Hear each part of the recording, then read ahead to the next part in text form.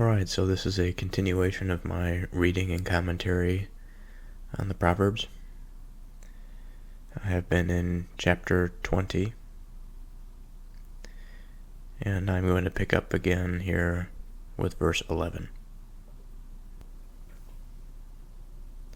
Even a child is known by his doings, whether his work be pure and whether it be right.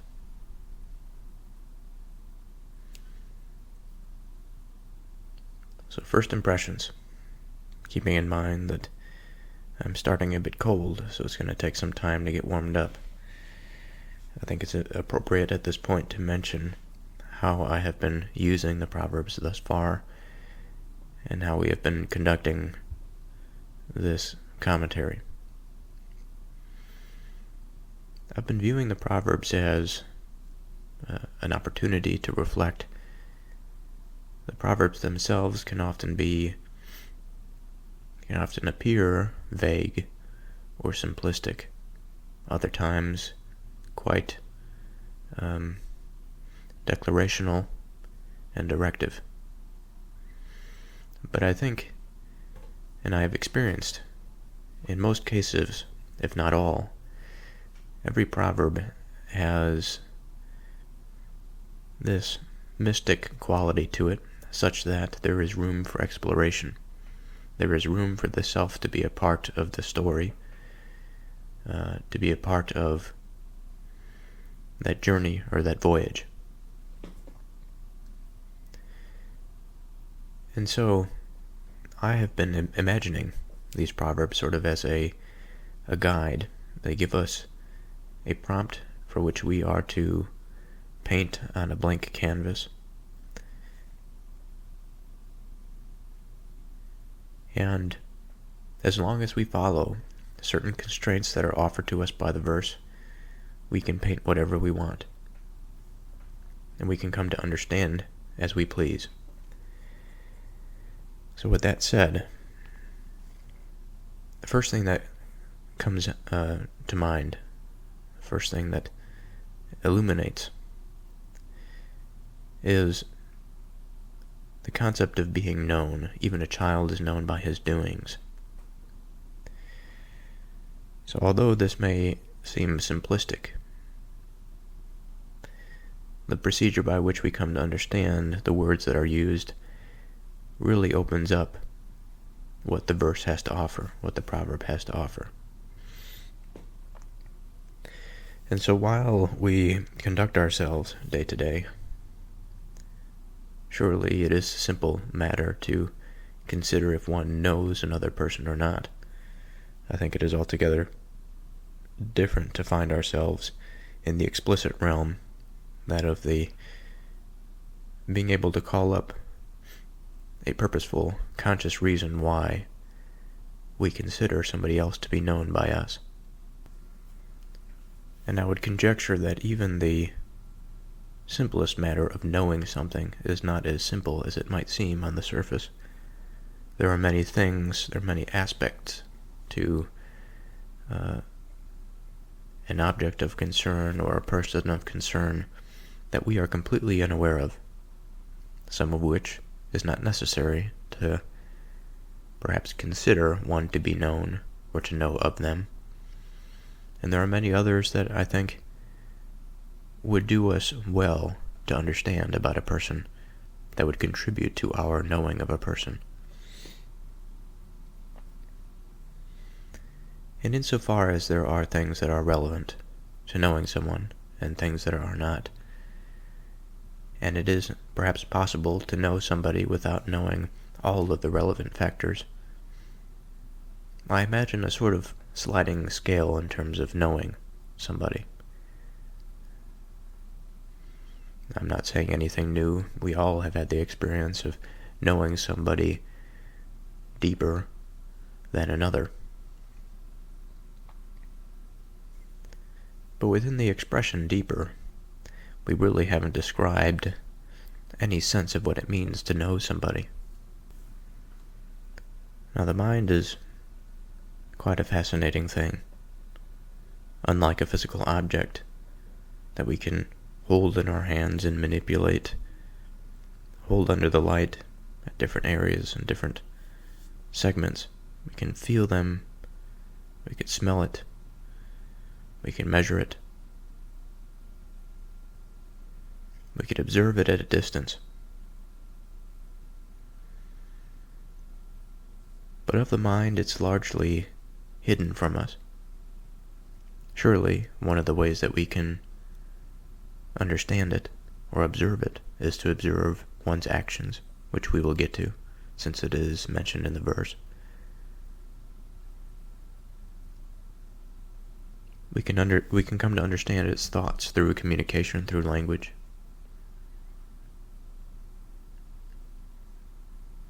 But altogether, it is something much like an object, that even though that we can appreciate its many aspects, we cannot view everything at once, nor can we appreciate everything at once.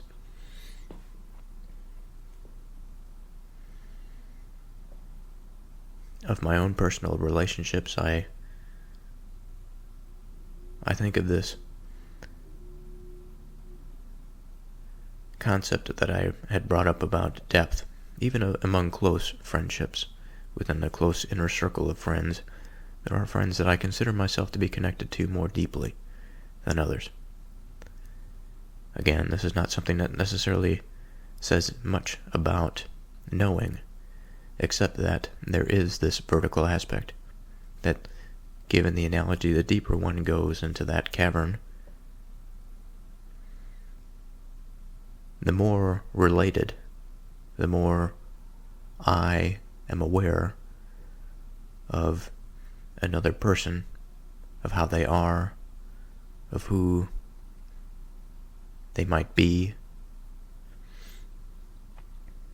and how they are and who they might be.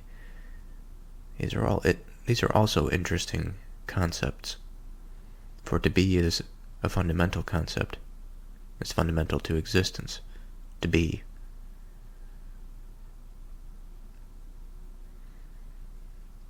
And to know somebody, surely, is wrapped up in personal experience, shared time, intentional exploration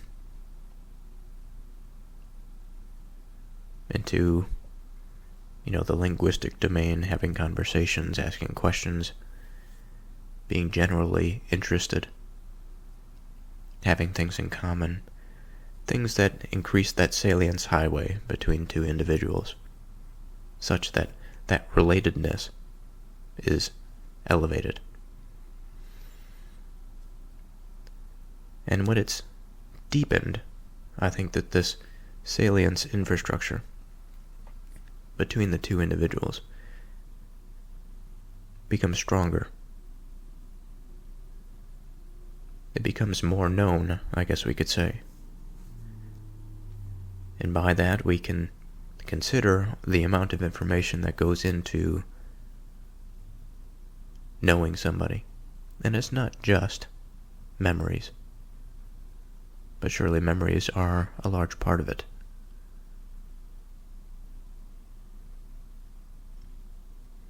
Memories serve as sort of little software programs that we boot up the application of our relationality to other human beings.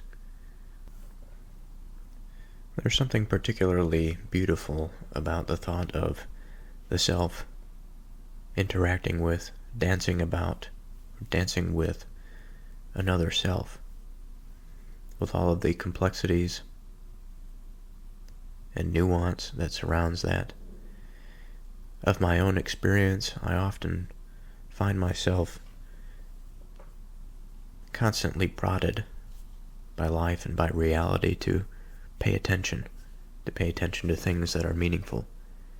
Because the things that are meaningful, the things that are purposeful, are the things that you will appreciate.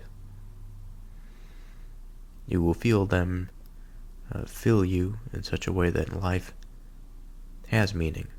It feels as though it is not a negative experience, that the burdens of the uncertainties that come with existence have been lessened because of this meaning and of this purpose.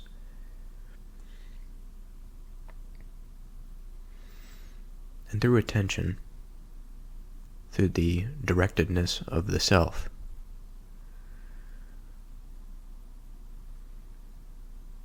we begin to establish relationships. And I have been discussing quite often recently about how important relationships are and relationality is to understanding anything if we are to understand something to be true. And this gets into a similar word, that of relative, in which things may seem to be relative because of how related things are to one another.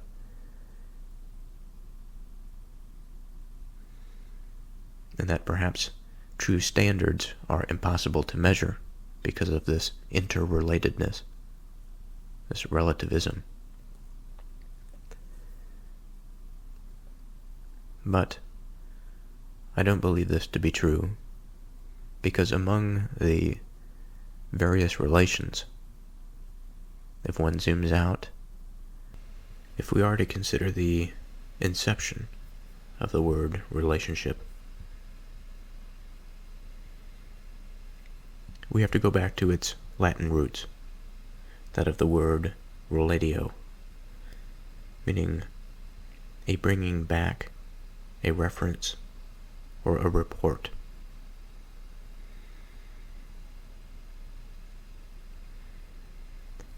Now, there are a few different ways one can use that word, obviously, but we'll set apart for now that meaning of a report.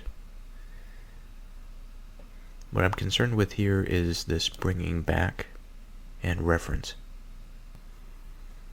Of course, we have to ask ourselves, well, what is being brought back and what is being referenced?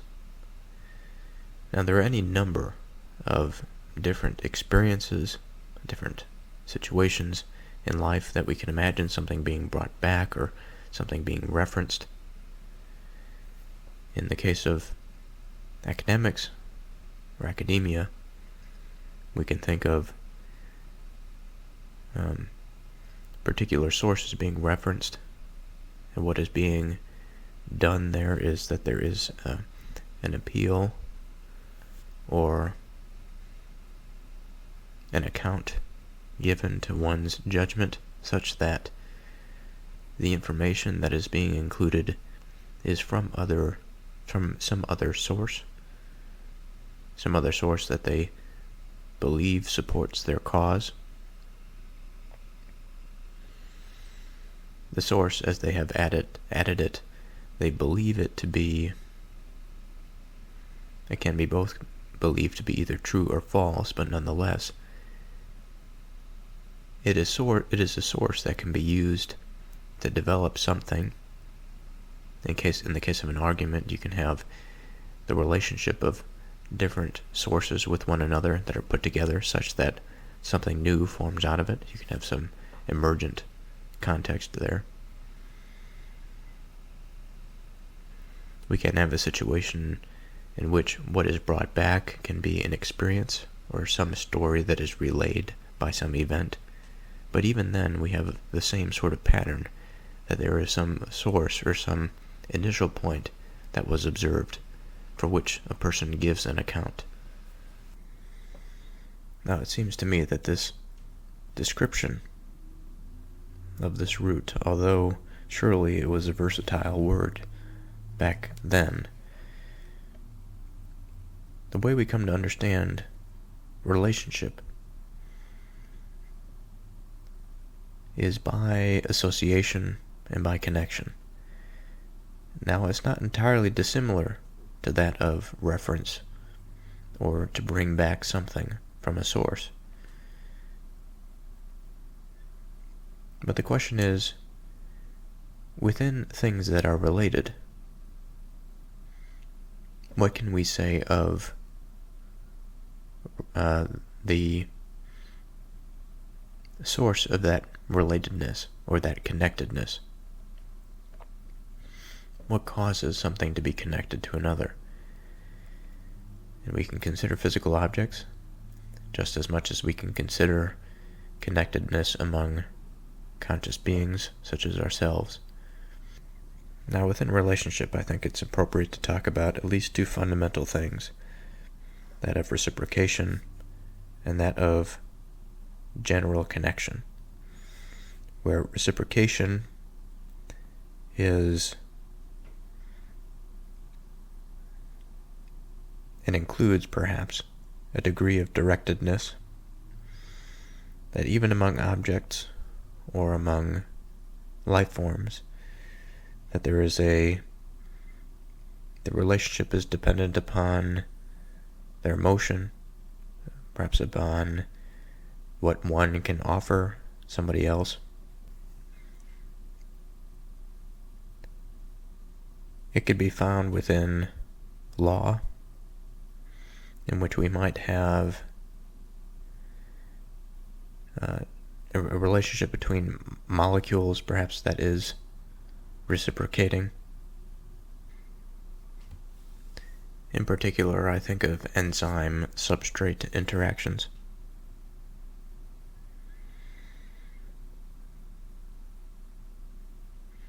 We can also consider mechanical connections. But of course, at the atomic level, we are considering an interesting set of relationships and of relationality, bound by a natural law, it would seem, seemingly driven beyond forces directed by some mind, at least at the initial observation. And yet, the thing is, they are still driven. The interesting questions are, well, what is the driving force? What is the reason for it? Must there be a reason at all? But surely we mustn't think that our relationships are completely arbitrary, but rather the connections that are made between people and of one person as they know something of another. It is because there is an aspect that is true. And the way it is true is because it is bound to something. It is bound to some point, some source, some reference, for which it is allowed to be.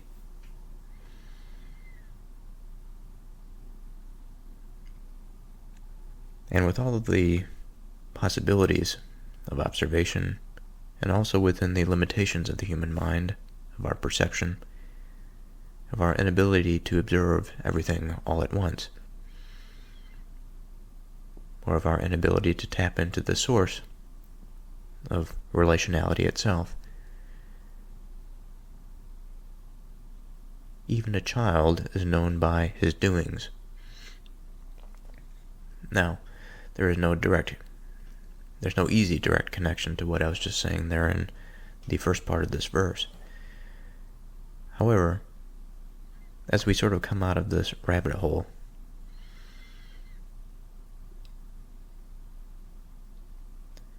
what I want to highlight is this known, the word known, and the part that says by his doings.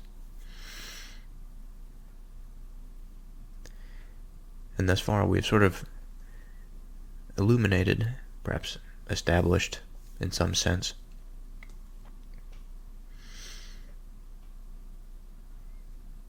that from some starting point or some reference point, relationality is allowed to be. Now, on what grounds does this stand? By how can we attempt to test such a hypothesis or question? Perhaps to then form an appropriate hypothesis? I'm uncertain. Other than that it would seem unstable for true relationships to exist in a universe of complete randomness, and every relationship, whether on the biological or of the physical, of the material, that it is completely arbitrary.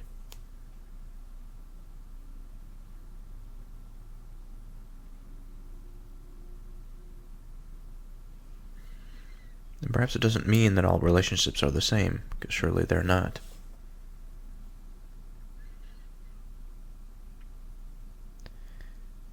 Now, what this verse I think is prompting us to is to examine not only what is known and what is knowing, but also to consider this in a particular context, known by his doings, by his behavior, by his actions. And the word even at the beginning of that verse is kind of interesting, because it seems to suggest that despite being youthful or young, but despite being a child, that child is able to be known by his behavior. And that behavior then, it seems, by reason, is tied back to some source by which relationality can be bound up in. We could say that that source of him is his being or his soul or whatever. We could say it's wound up in a complex assortment of neurological reaction.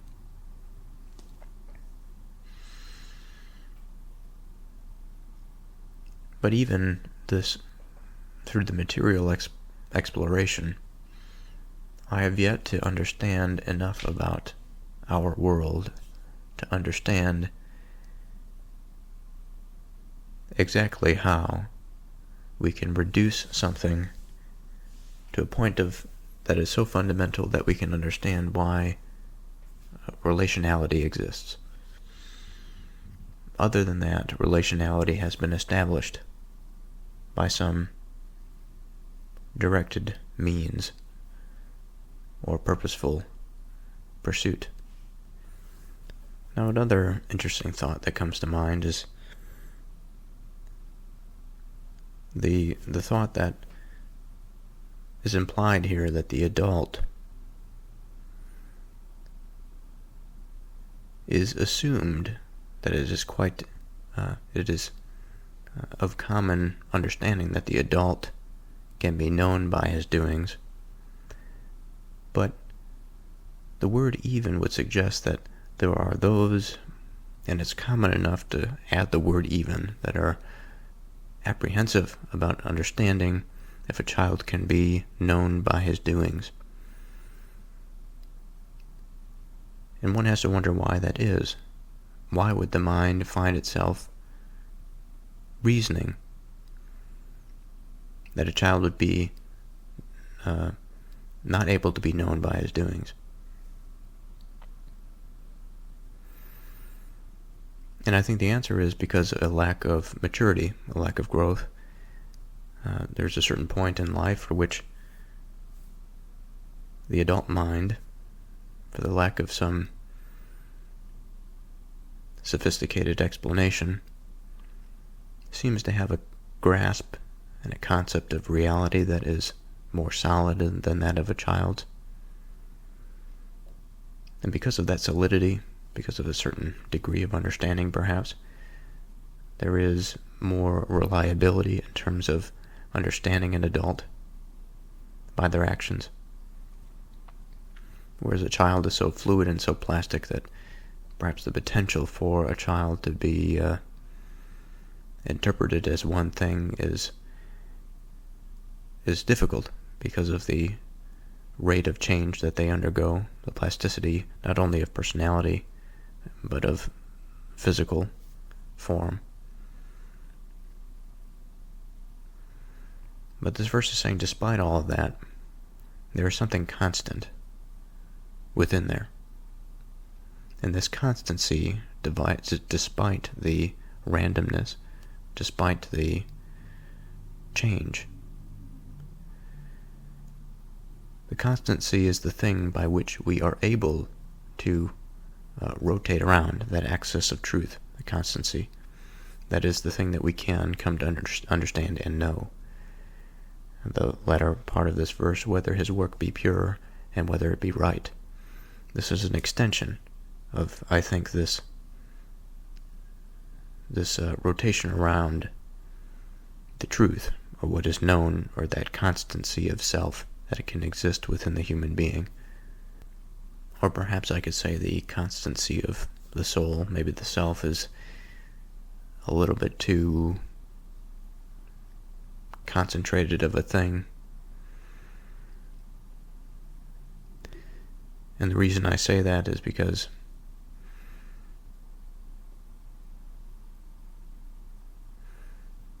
the self, the way that we view ourselves, the way that we are related to the outside world, this changes quite dramatically. I suppose I can say that there are aspects of myself that have never changed. But one must wonder if the soul is not a more fundamental term that can be used, that certainly it includes much of the mind, and thereby personality, that there is a hardwired component to an individual. Surely I think that this is reasonable. But more illustratively, the thread of continuity between that, all of the randomness that surrounds this emerging self and consciousness and individual personhood, from a place where that sophisticated neural substructure and architecture did not exist, to the point at which that neural tube was developing into different types of connective tissue and all of that. Relationality, I have to wonder. Of course, there is a difference between constancy of personhood from the time of birth to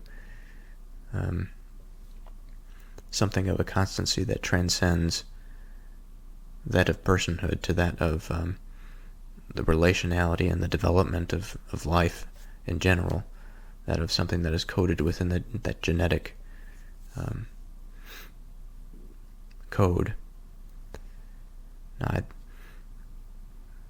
I am content to leave my philosophical exploration in that of the self, because I think making claims beyond that is a bit too much. Perhaps it's all a bit too much, but it's the nature of exploring proverbial matters.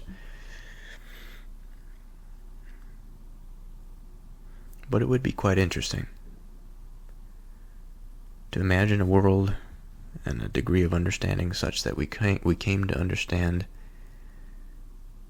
Now, of relationships we are talking about, not that there is a consciousness that continues, that is unique to the individual as they are a neural tube. I don't think that that's necessarily the case, but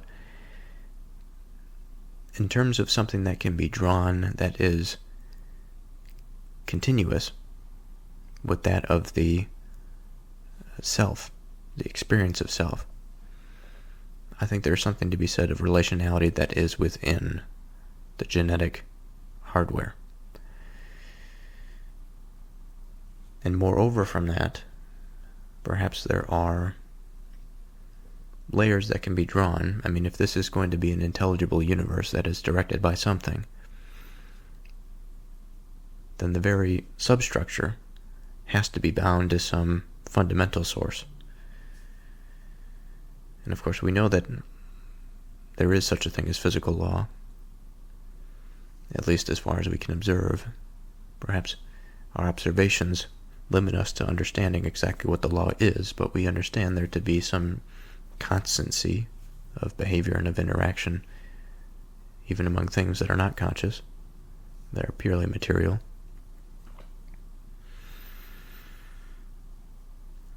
And the second part of this verse, I think, is an upstream, a downstream reflection on just this. It says, even a child is known by his doings. Again, even a child that is very plastic and still developing, not quite solidified into their personhood. We can think of a child as young as 1-2 years old, a newborn, all the way up to 9 years old. There's an immense amount of development that occurs there. Because even a child is known by his doings. The extension of that is whether his work be pure and whether it be right. Now the word whether I think is interesting because it implies an either-or type situation, an alternative type situation. Whether his work be pure as opposed to impure or dirty or immoral. Whether his work or whether it be right as opposed to wrong. And within that word, whether, we understand that even if his behavior is not bound to that which is right, which is that source around which things are articulating, the thing itself is articulating around that source, even if it doesn't act as though or behave as though it should. And the question of ought here is more difficult, I think, in the human context than it is the physical, because of that will, of that direction to move within the variability. Even if the variability is computational, it doesn't matter. The point is that agent has the ability to move within it. And as such, despite the individual and his actions being unknown, despite his commitment to that of the known being uncertain, the very fact that he commits some action is the impetus and the expression of relatedness such that others are able to perceive it and compare that action to that of the societal standard, but ultimately that societal standard is bounded by something that the mind, the collective mind, has reverence for. Of course, that has changed throughout the ages, but ultimately, I think that there are, even if the mind and the collective mind is mistaken, it is after something fundamental.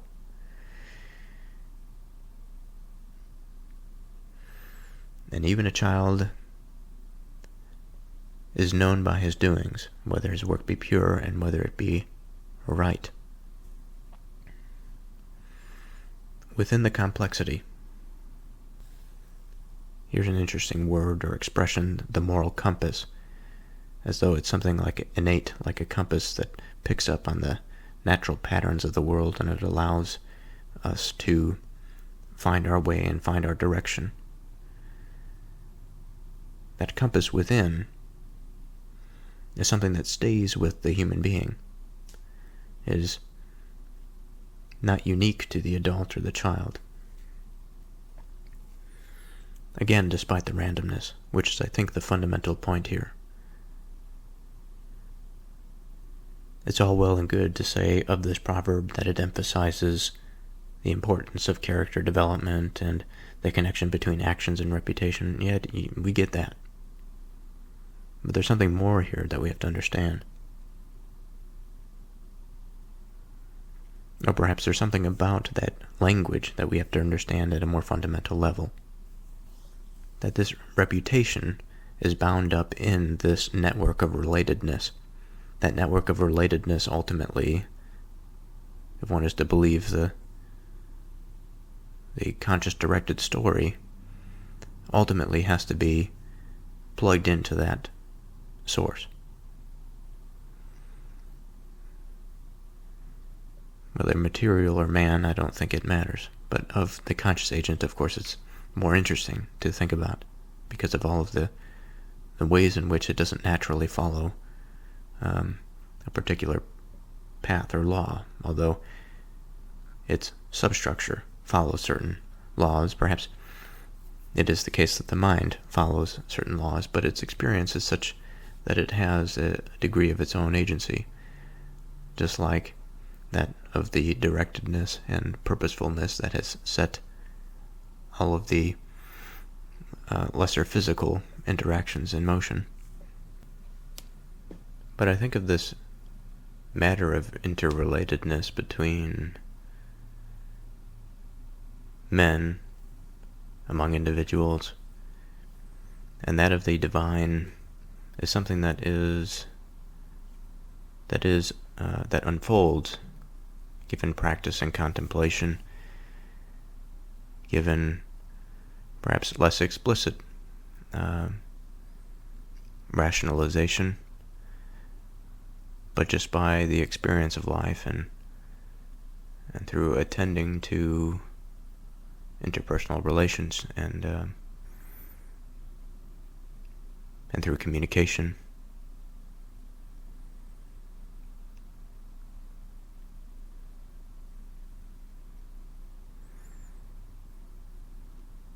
But it seems to me at this moment a difficult matter, quite a complicated matter, to find that center point among the randomization. And surely we are these fallen beings. It's quite easy to see, just given my own awareness of how much that I just do not know and will never know. And yet all the same, desiring, just as a compass desires to point towards magnetic north.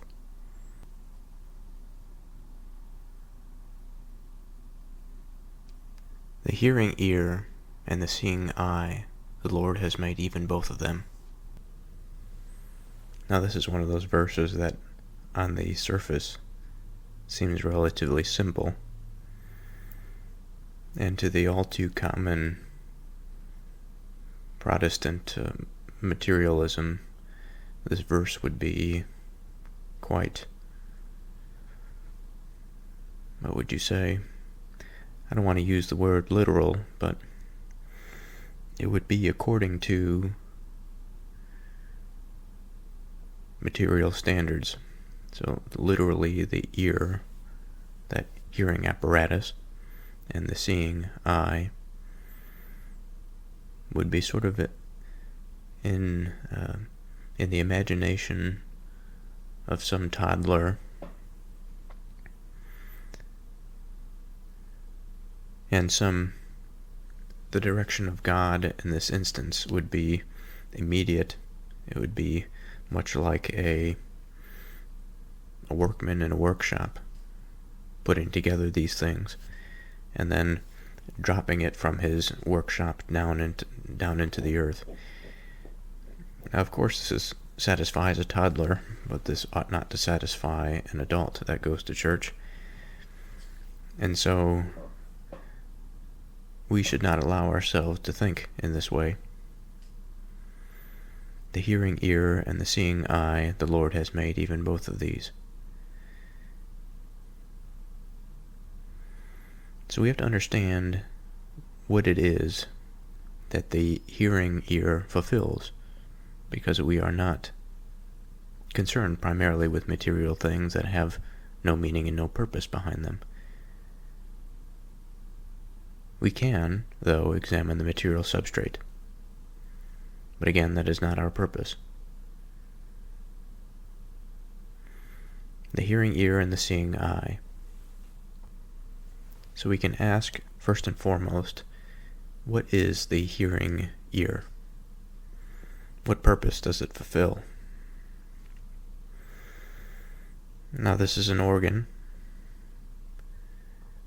that detects sound waves on the material level, or 3 small little ear ossicles. They vibrate to this membrane called the tympanic membrane, which then vibrates, oscillates a fluid within the ear. This fluid then moves small hair follicles.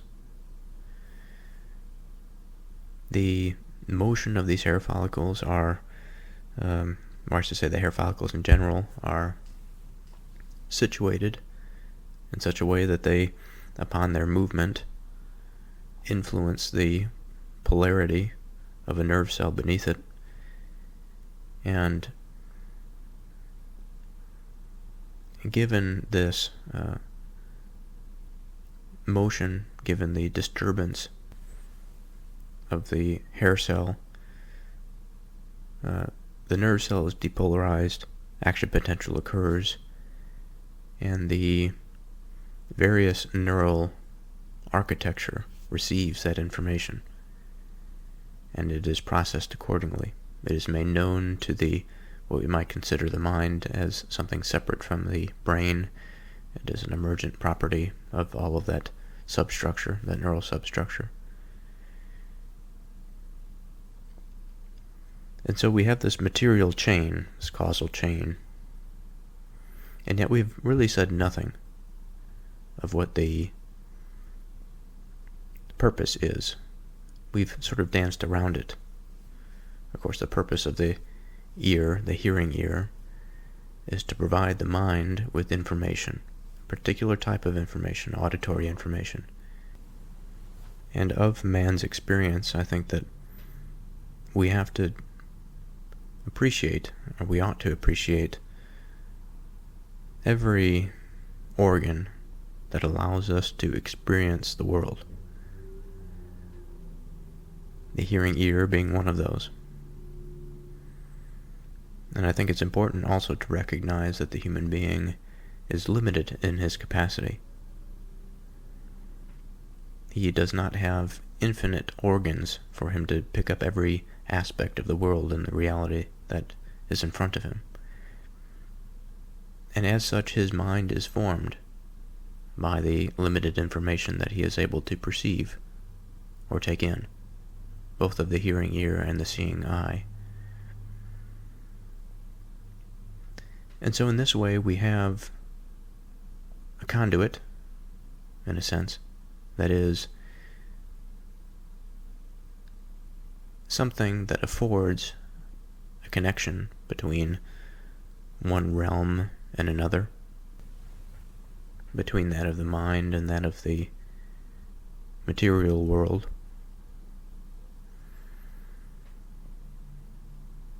Now in this space, considering these two dimensions, I guess we can say, that of mind and that of external reality, I think there is potential here for confusion. For it is not two different realities, it is but one reality. The mind is an interesting thing, that it has found itself a degree of agency and will of its own, self-awareness, that it can ponder its separation from that of everything it sees outside of itself. The self is an interesting tool. A tool certainly of identification, but also a potential crutch for which one may revert to for safety. And yet it is a false safety. It provides a net of psychological security if one is to revert and to fall back within the self, to dissociate from the external world, and to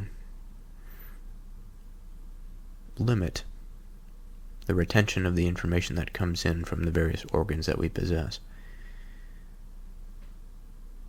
Now, why am I describing a pathological condition or a disordered state of mind? Perhaps it's for no other reason rather than to describe or to illuminate, to illustrate I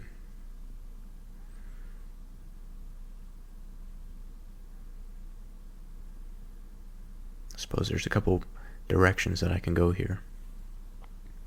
One, of course, has to do with my own personal experience, the way that I experience my mind in terms of its relationship to the external world, and of possibility of mind and its relationship to the external world. For my part,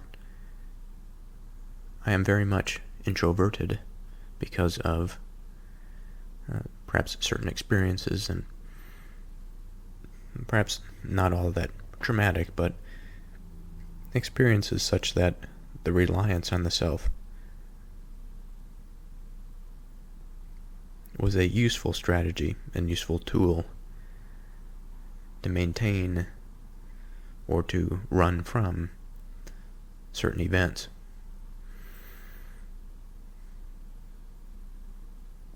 Now,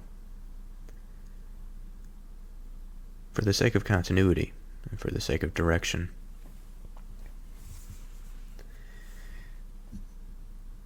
I think there is some more that can be said here of the relationship between mind and its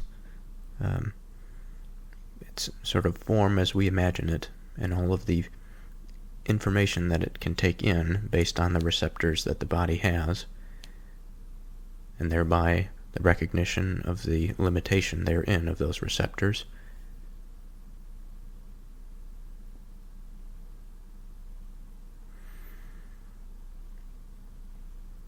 And the way in which the mind builds the reality that is, given the information that it has. And the pathological is, I guess, inherently interesting, because there is a degree of separation between the mind as an agent that can build and form and place these patterns together, or perhaps I should say that a mind that was formed for this purpose, and yet, because of the will that it has, because of the degree of agency that it possesses, it can also reject a lot of that pattern-finding, pattern-seeking behavior.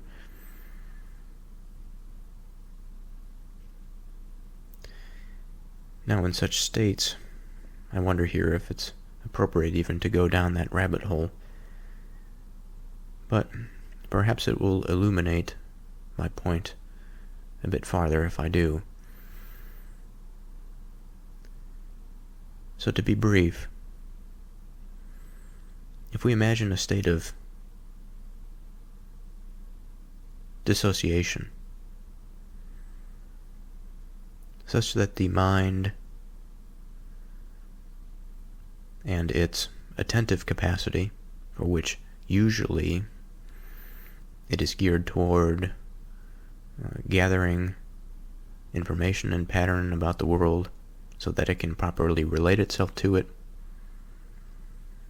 Of course, it has its own goals and its own directed behavior.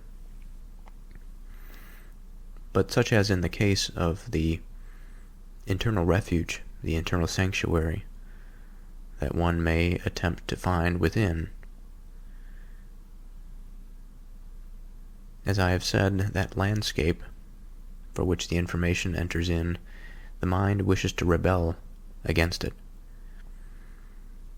And I think, to no small degree, this rebellion is a rebellion against God, because it is a rejection of the information that is outside of the self.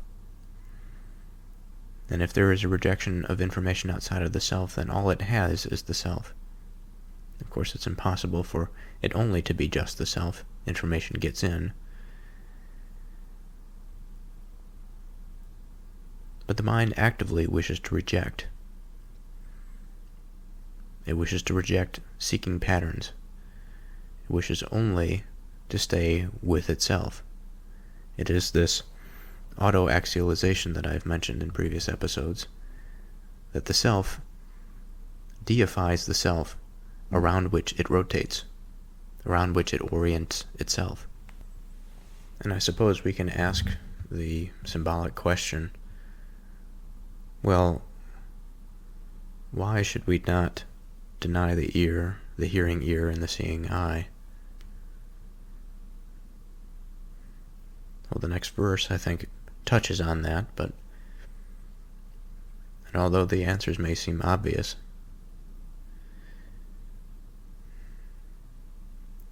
I think there is something more to be explored. First, the obvious answer is that if everything were totally inward, then the self wouldn't survive. Procuring some sustenance in the absence of some external sustenance being provided to the individual, it would make life extremely difficult, nearly impossible to procure all of those resources to sustain the body in such a way that the mind even has the capacity to find some joy within its own self-divination in the absence of some state of destitution. Now, that being aside, I think we can also appreciate that there are plenty of people that do the bare minimum, such that they understand and they recognize that there has to be a participation in the world such that they can fulfill their own selfish desires. That they go home, perhaps they get stoned, and they watch whatever they want to watch, whether it be TV or some platform of the various platforms that they have out there today, or whether it is escaping in some novel. And there's danger here because it is not as though some of these behaviors are necessarily bad. I think there is a lot of utility that can come from culture, from novels, from TV shows. They, in and of themselves, provide us with interesting ways to recognize and to see pattern, to see story. What I'm doing now is that very process of recognizing pattern, reading it through the cultural lens that has been passed down to us, this book of Proverbs. So perhaps, although there is a form of that behavior, that escapism that I think is negative, perhaps there is a more insidious type that we can consider. And I think part of what we see today with the short attention cycle and the Instagram, the YouTube Shorts, the TikTok experience, such that each one of these videos is maybe 15 to 30 seconds long, I'm not too sure. And there may be short bits of pattern that are formed, no doubt, and perhaps the volume of pattern formation can be much greater if it is distilled and concentrated in a very sophisticated manner, like a proverb is. But we don't see this type of content, surely. We see a dull type of content, and the pattern that there is very simple. It is not bound to strain the mind in any way, strain the mind such that it learns and develops and grows, but rather it places the mind in a state of dependency, dependent on that nullification of labor. And it is within the nullification of labor, of mental labor, of cognitive labor, that the mind becomes accustomed to its safety and to its own internal paradise. That then, of course, it becomes a slave to itself, its own desires. It becomes a slave to the heart.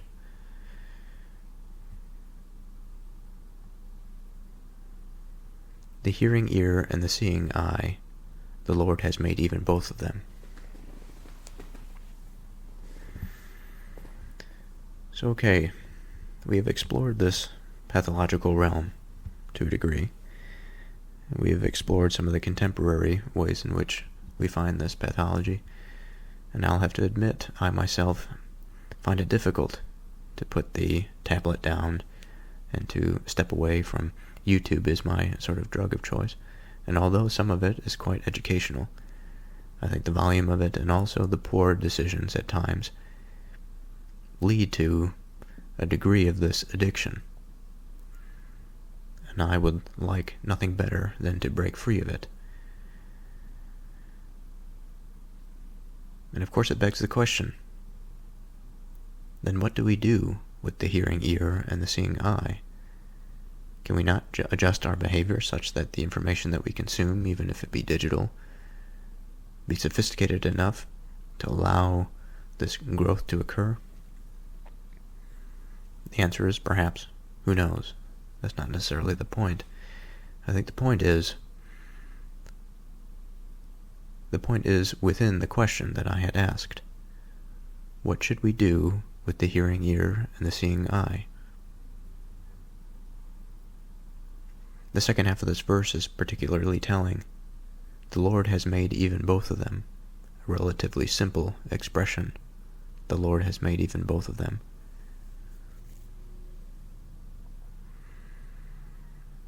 Now, just like the previous verse, we have the word even there. That it would suggest if God had made but one, it would be sufficient. But he made even another.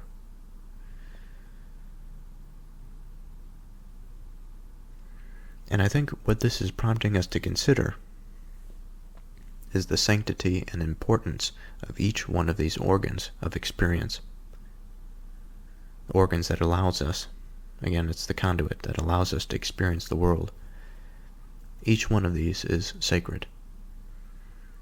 And by that sacred nature, what we hear and what we see ought to be considered as something that is sacred. And perhaps I should say, when I say ought to be considered sacred, I mean, there's obviously going to be periods, there's going to be time in which the mind is just not able to constantly attend to that which it is called to attend to. I think that that's a step in this direction of what I'm trying to get at, this sacred, the connectedness with God. If God had made them, he made us to hear and to see him. And so that is what the purpose is. Now, of course, that's sort of a long roundabout way to get to the purpose of the eyes and the ears are to see and to hear God. Another simplistic expression from a relatively simplistic proverb. And yet it is not all for nothing. We have explored some landscape here. And yet I think that there is another step we can take. In the first instance, we recognize that the eyes and the ears serve the purpose of orientation and relatedness. Now, the question is, well, how do we do this such that we serve God? To serve that divine peak at the top of that mountain. How do we climb and how do we ascend? And I think the first is by paying attention. It is by paying attention to that which is outside of the self. Because I think in the first instance we recognized, as is often with the Proverbs, we are prompted to recognize the dangers of the self that is attempts to enclose itself from the outside world or just use the outside world to sustain itself for its own purposes. Again, that auto-axialization. So we have living, essentially. We have a directive that we should go out into the world and experience. And by experience, we will gather information, we will recognize things, but it is not haphazard experience. I think experience is fundamental. But just as we can go out in the world and experience things, and as we can go from our work to our bedroom and just open up a smart device and consume endlessly purposeless amounts of information,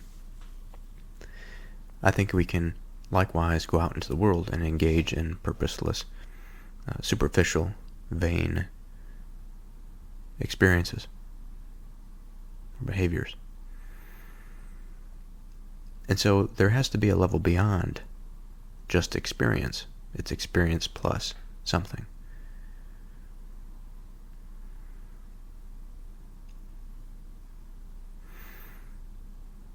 we could say, of attention, some sustained attention. But again, there could be sustained attention on something that is superficial and vain. Now, it may provide us with certain virtues. There are individuals out there that are successful in all sorts of different types of businesses. And each one of them must obtain a certain level of discipline in order to obtain a degree of success. And I'm not talking about the ones who are lucky, perhaps. I'm talking about the ones for whom luck finds them because of their commitment and discipline. Now, these people, if we are to break them up, it will not be the case that all of their businesses are just or righteous businesses. You have people that may deal in gambling or in prostitution or in perhaps some of the more insidious, deceptive forms of thievery in finance, perhaps in healthcare. Some of which, perhaps a lot of which, goes under the radar of those that are participating in that behavior. They are unaware of it, and yet all of their success from their hard work is actually hard work devoted to the reduction of his neighbor, to the rape of his neighbor. And certainly in this situation, we would not want to consider the person that is virtuous to a certain degree in his discipline and his work, and also somebody who is a go-getter that experiences much of the world. Certainly, we are getting a little bit closer because this person is allowed to excel in society, but it cannot be at the detriment to his neighbor. It must be the opposite. So he participates in the world, he develops and cultivates within himself a sense of purpose and drive and discipline towards something, but that something must be beneficial to his neighbor, or at least not completely disrupt or destroy him. Now, there's an important case to be made for competition, because competition is healthy. But to the degree that a man finds himself within an institution that stifles that competition, it also competes in a game for which the end is this auto-actualization. Again, everything for the self, everything for one's own selfish purposes.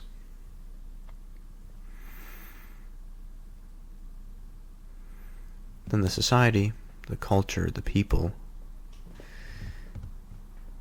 although very experiential, I think, become servants of something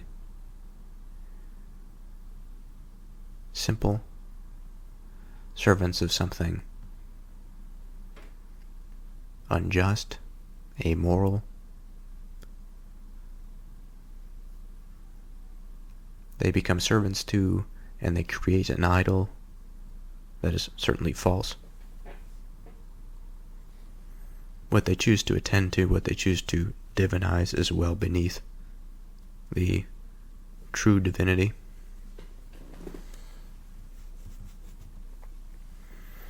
And of course, our relationship to God is never perfect.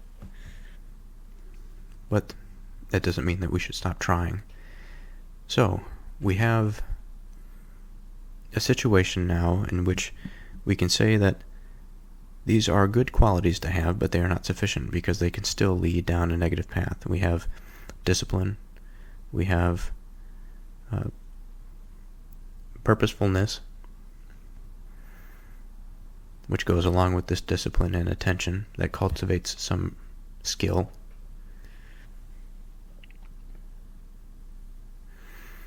And we have experience in the world. Now, all of those things do not avoid the disruption of the ear or the perversion of the seeing eye. So I think the last thing, the final thing, must be a practice of piousness, a practice of piety. So what does that look like? Well, it could be a Bible study. It could be a form of exercise. Anything for which the self and its immediate desires are put on hold for some extended period. And I think I would go further than that and say that what is being done needs to be done for the sake of what is at hand. And ideally, what is at hand is that which is the highest that someone could possibly consider. The highest in what sense? The highest in terms of moral virtue, the highest in terms of self-improvement, perhaps. And by extension of that improvement, those lessons and that practice is necessarily reintegrated into one's experiences, into their life, into their behavior. And as this is reabsorbed, it should purify and cleanse everything downstream of that. So their discipline, the direction of their discipline and their virtue goes towards something that is inherently beneficial and sacrificial. I think in this way there is a better orientation, certainly not perfect, towards the good.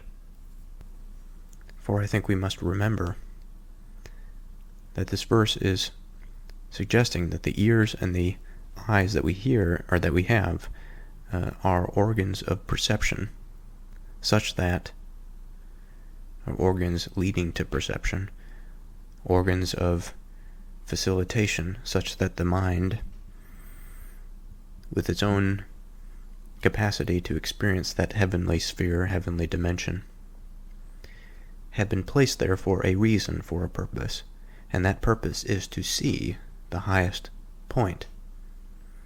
Because to see the highest point is the point at which the individual is most connected, the experience is at its highest, despite its own limitations and all of that. The pinnacle of human experience is the point at which he is connected to that which instilled within his sense organs the ability to perceive of that thing, of that purposefulness, of that meaningfulness, of that being. Or we could say that state of being.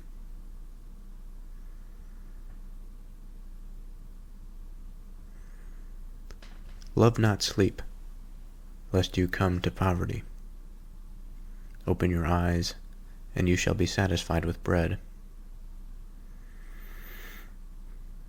So now I mentioned in the last verse that this verse had something to say about the pitfall that can come from that auto-actualization.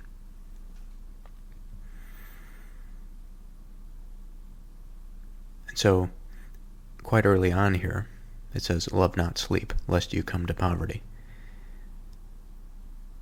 Now, this word sleep, we can imagine exactly what sleep entails. We can think of it more expansively, but also, according to the word, that is literally, when a person is sleeping, they are at a diminished state of consciousness.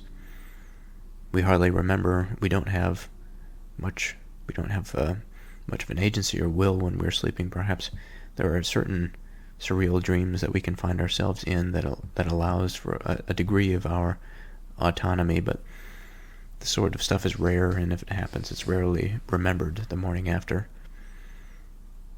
in general, the state of restfulness and sleep is a state of dulling of the conscious mind, an absence of attention. The mind sort of shuts off, if you will. And if we consider the various gradations of what is possible in terms of perhaps a sliding scale between absolute sleepfulness to absolute wakefulness, I think an appreciation emerges as we move away from that sleepfulness and towards the wakefulness. We, to varying degrees, as we either move away or approach that sleepfulness, still experience the effects of what the principle of sleeping, of sleepfulness is, of the dulling of attention, the dulling of that intelligible sphere. It is the lessening of the attention to perception, again from the previous verse, the hearing ear and the seeing eye. When we are tired, we don't consider too much of what we see, of what we hear. We are moving away from the attentiveness. Of course, there are things that can snap us out of it, but that's not what I'm considering here. Now, to love that state of sleep, and then by extension, I would say everything by degree away from that, or towards that, such that we can still consider it a sleepiness, even if one is considered to be literally awake. Because I think, as I've just described about this sort of social media, TikTok, Instagram type culture that we have, it is not in a sense that people are sleeping, but they certainly are to a degree that they present with this principle of diminished attention because of their behavior, even in the wakeful state. Now this brings to mind the psalmist's illustration of the pit of Sheol as the place of for the living and for the dead. And if you compare the living to that of the dead, that is quite the statement, because for a man to be alive and yet be as though he is dead, there is much diminished about his being, about his soul. Perhaps he is in a state of slavery or extreme destitution.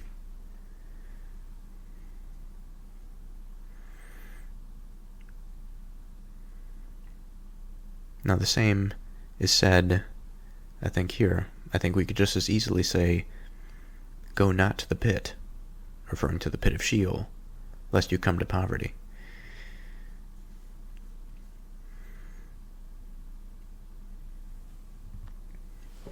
Now the word love not sleep, what would it mean to love sleep?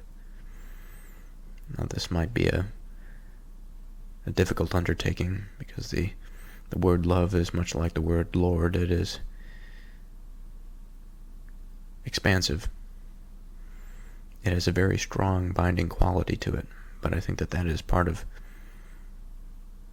the importance here, that love represents this source of purposefulness and meaning and profound binding, that if one is to be bound to this state of sleepfulness, they are to be akin to a heroin addict, a meth addict, such that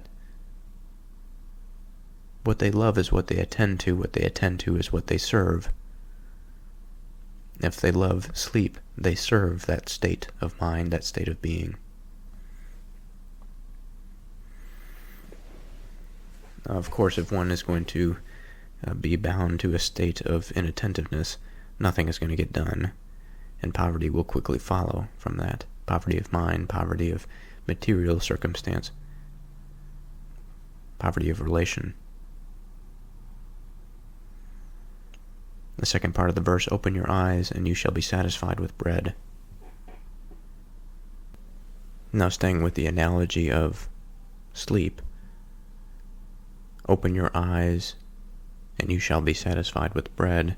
The action that we are undertaking here is not just the simple opening of one's eyes, as if we are to walk into a bathroom and look in the mirror and then close our eyes and then open them. In a sense, we can say, by extension, this is the opening of the mind. Now, on one level, the irony here is that on one level, at the level of the organ, at the level of that perceiving body, or rather I should say, at the level of the receptive body, that of the perceiving, perhaps we should delegate to the mind, but nonetheless, at some level, the organs that take in information do provide us with a rather quick and simple description. And when I say that it's ironic that we can use such simple language to describe such fundamental truths. And perhaps at this point it's a bit premature to say this, but all the same, I think that when we extend that principle about that receiving of information, and we extend it and we think of its integration with the mind, and how the mind can put together different bits and pieces of information and build upon that such that it can build a framework of understanding and of intelligibility, I think it very quickly becomes this interconnected web, this detailed infrastructure wrought with potential difficulties and misconceptions, but also open to the possibility of many profound and fulfilling and meaningful truths. Now, when we say to open one's eyes, the literal, as I've been talking about, though I don't much like the word, but in the literal sense, to just open the eyes, we are taking in information. The verse is implying that we are moving away from a state of rest or a state of sleep. Such then, if we move away from that state of inattentiveness, we move towards a state of attentiveness, towards the state by which not only the mind pays attention to the organs that are active, but the organs themselves are active. Here again we see another example of a fractal, that of one level, that of the organ, being sort of mimicked in character or in principle on another level, perhaps a larger apparatus which we might consider the mind.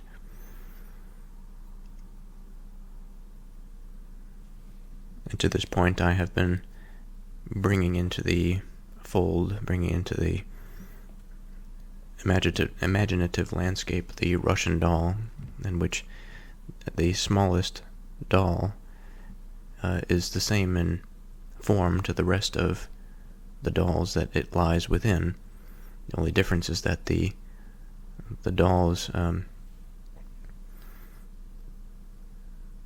of course, that it lies within are much larger than it, but they all look exactly the same. And so here, as the eyes open, the mind opens. As the eyes perceive, the mind is prompted to perceive. Now, it's not always the case that when the eyes are open that the mind is perceiving what the eyes see, or what the landscape before the individual has to offer. But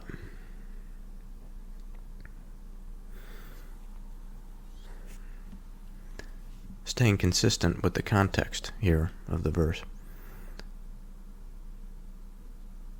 resuming this thought of increasing intelligibility, increasing attention. I think increasing attention is probably a better way to describe this.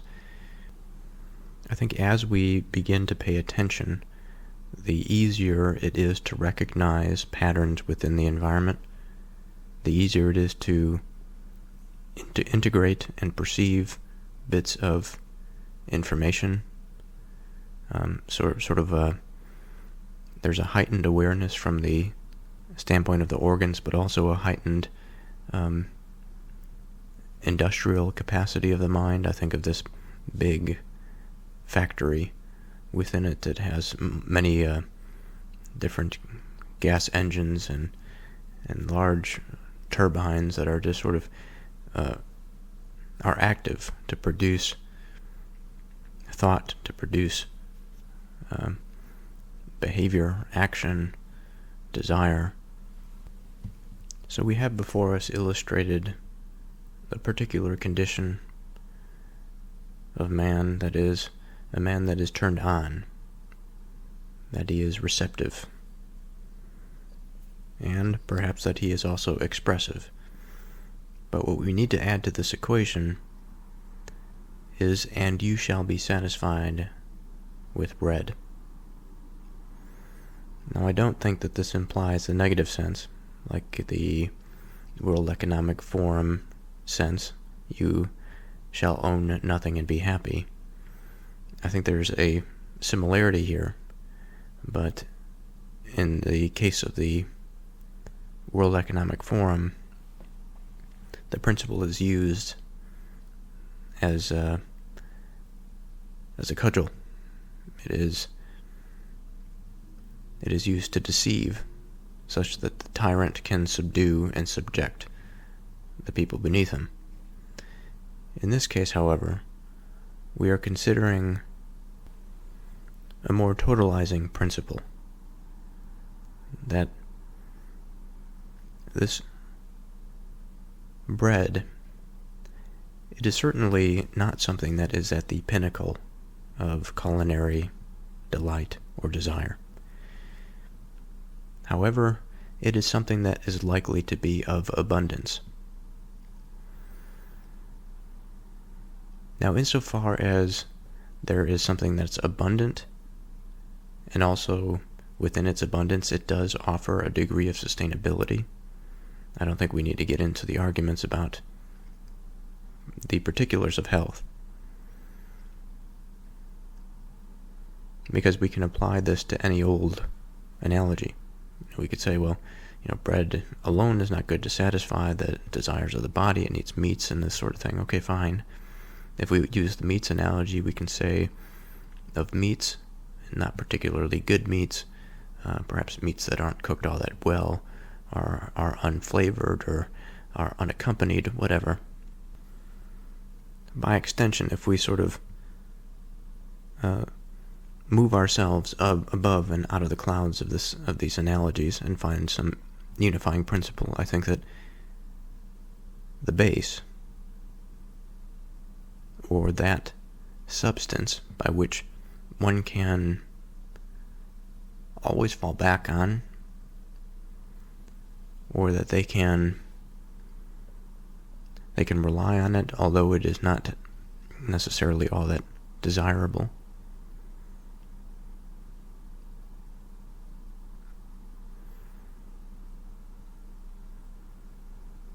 There's a few different places I can go here, but in the first instance, I think it affords a certain opportunity, and that is to accept what one is to do without, and by that acceptance, they are forced to orient their attention towards that which is actually valuable. Now, it could be away from the pleasures of food, or this verse is not quite that. It's a level beneath that, because we are opening our eyes to see the good that is within the bread, within the simplicity and the abundance that is before us, not necessarily to see a particular and imagine the array of vice that can extend from the want of a particular medium, though that sort of exploration, I think, is a variable in this equation. What we are principally concerned with here is intrinsic goodness, intrinsic worth.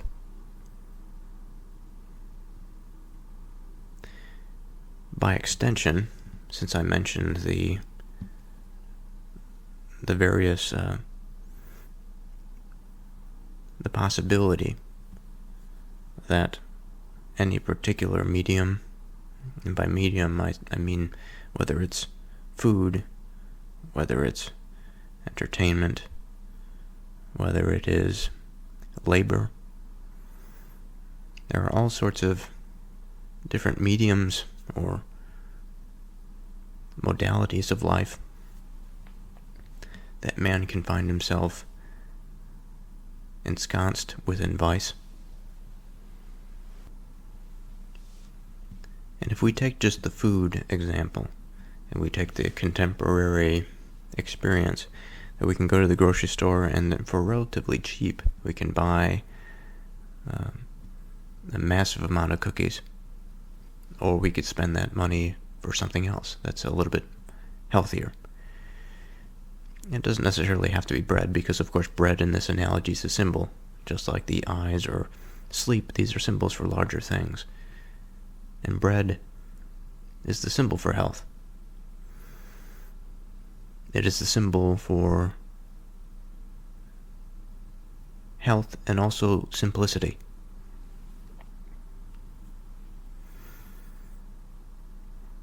It is also a symbol for, again, abundance. But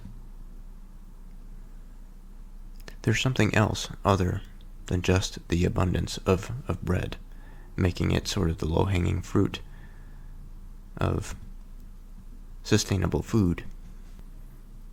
I think there's a potential pitfall when I discuss the abundance of bread. And while it may be true that there is a certain aspect of abundance that can be overlooked because of how common it is, there are other dangers of abundance, such as I have just described about the example of the abundance of cookies and their relatively low cost. And so in some sense, abundance could be a positive or a negative. However, I think the important point that I wanted to make from the abundance example, from the positive path, that it could be overlooked. I think part of the potential that something of abundance, but also something that is nutritious, can be overlooked is because of its simplicity and because of how plain it is. And if we compare that of kale to that of a box of cookies, I think there are many people that would rather take a cookie than eat a piece of kale. And it raises questions about want, about desire, and of need.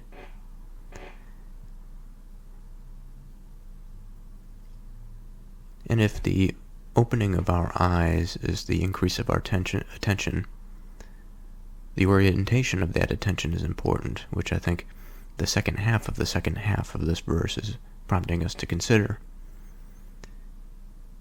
If we open our eyes rightly, we shall be satisfied with that simplicity, because we will recognize that desire beyond need doesn't necessarily serve the good.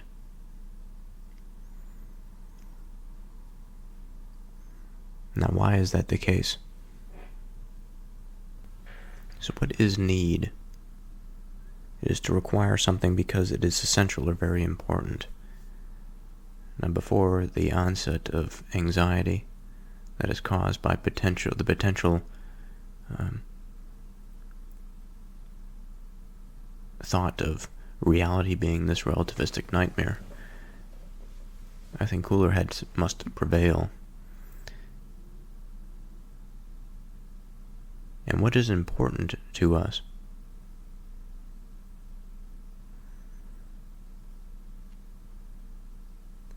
We can think of on a number of different levels. The level of sustaining the body is certainly important, because that is something that sustains life. But that's not the foundation, because just as we can say to sustain the body, we can say to sustain the mind. And there can be a situation in which we can do just enough to sustain the body, and yet the mind suffers. It doesn't have enough. It doesn't have the capacity to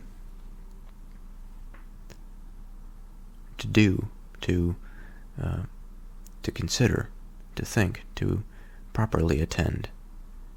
Its primary attendance is on that of subsistence, of no more.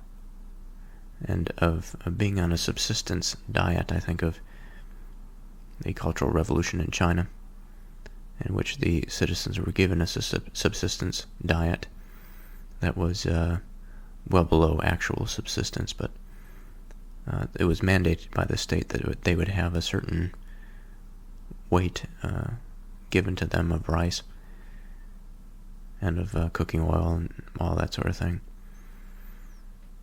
And of course everything was collectivized. And in such a state, the state was depriving their citizens of a certain need, the need that goes beyond just the physical, although it is certainly a need in and of itself to survive, to keep the mind afloat. But let's say we have found ourselves given the mind enough of what it needs to keep afloat. And perhaps through practice we can work to limit our needs such that the mind can operate on very little.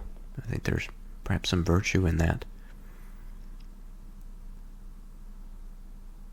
But what's even more fundamental than, I think, the sustaining of the body and the sustaining of the mind is the perpetuation of creation itself. Now, one of the problems, I think, with the perpetuation of this creation comes in the fact of prolonged stagnation. Now, of course, the hope is that one day the material conditions will be such that man will be able to consider exactly those finer things, those things that the needs of the body perhaps distracted him from in the first place. And so now he has opened his eyes, and now he is satisfied with little. And what does he do? Well, he propagates creation. He brings intelligibility to an otherwise senseless material world. By further extension, since he is given this responsibility, how does he do it? In what way does he raise this material substrate? Well, he does so to benefit himself and also his posterity. But the key thing here is not just a selfish benefit, but a striving to solidify the relationship with that which is beyond him, that intelligible source that is beyond him. And I think in this way, creation is propagated. It's propagated physically through the production of offspring. It is held up by, the mind is held up by material prosperity, so such that it can afford an opportunity to consider and to attend to its relationship to the divine. And as it does so, all relationships that are beneath that relationship will prosper and raise because of it. Within every experience that a parent has with a child, there's a prompt to memory, in the Platonic sense, like carving a memory and a ball of wax. And this prioritization of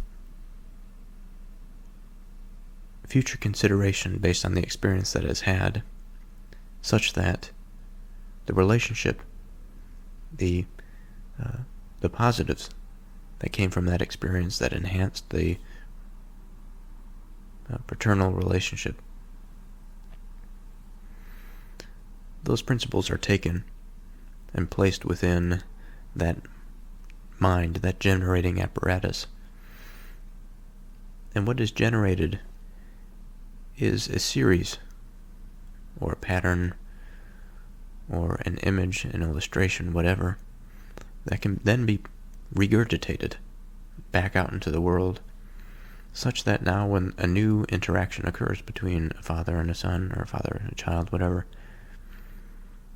the old experience, the old actions that produce some benefit are now returned, and also perhaps integrated with something new, a new exploration. And so we see here an establishment of a principle. And the principle is the thing that unites, it is the thing that binds. And so principles are the connecting factors.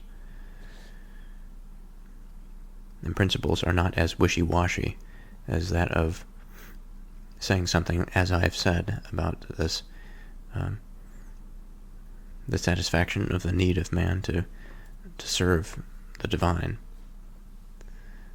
That's similar to that of the literal aspect of open your eyes and you shall be satisfied with bread. You literally open your eyes, you're exposed to information. If you're exposed to information, you can act on it. But that's not deep enough. And so I think at the very minimum, this propagation of principle is the way in which we can help establish that relationship to the divine and with each other. It is not, says the buyer. But when he is gone his way, then he boasteth. Now the first word that comes to mind here is arrogance. This is a strange verse, first one of its character that is seen here. And I have to wonder exactly what context this is placed under. Now I think of the sort of the ancient world, that this is occurring in a bazaar, in a marketplace. And there is a person that is trying to bargain with somebody that is selling some good, and this buyer is saying, what you are selling, perhaps it's a vegetable, perhaps a farmer's at the market that's selling, and the buyer is saying that what you have produced is nothing. What you have produced is nothing, it's worthless. So give it to me for less than you want it for, because it is worthless. But then when he goes away, his boasting, which is an interesting word, and I think I will begin there, but when he goes away, he goes within himself, and he thinks himself clever to have devalued somebody else's claims on worth. And so I think that this is the substrate that we should analyze this verse. And surely there are many other ways to interpret it, but let's begin with boast.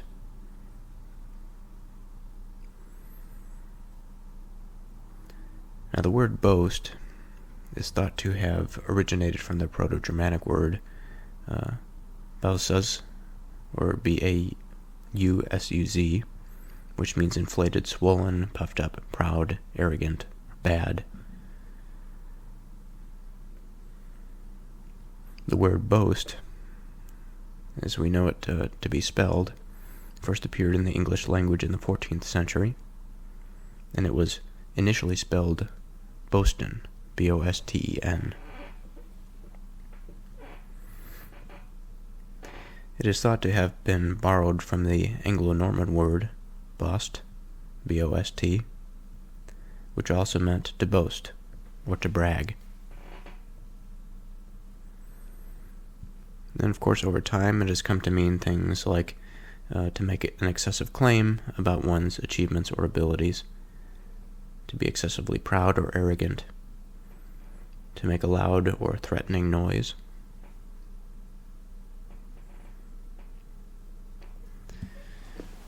So all of these sort of, even the origins and the expression, just more of a mature sense of the word, all point in a similar direction. That of this sense of, a high sense of self-worth that is something that is inflated beyond that which actually is. And here I think of the analogy of a pufferfish. When it is threatened, it blows itself up.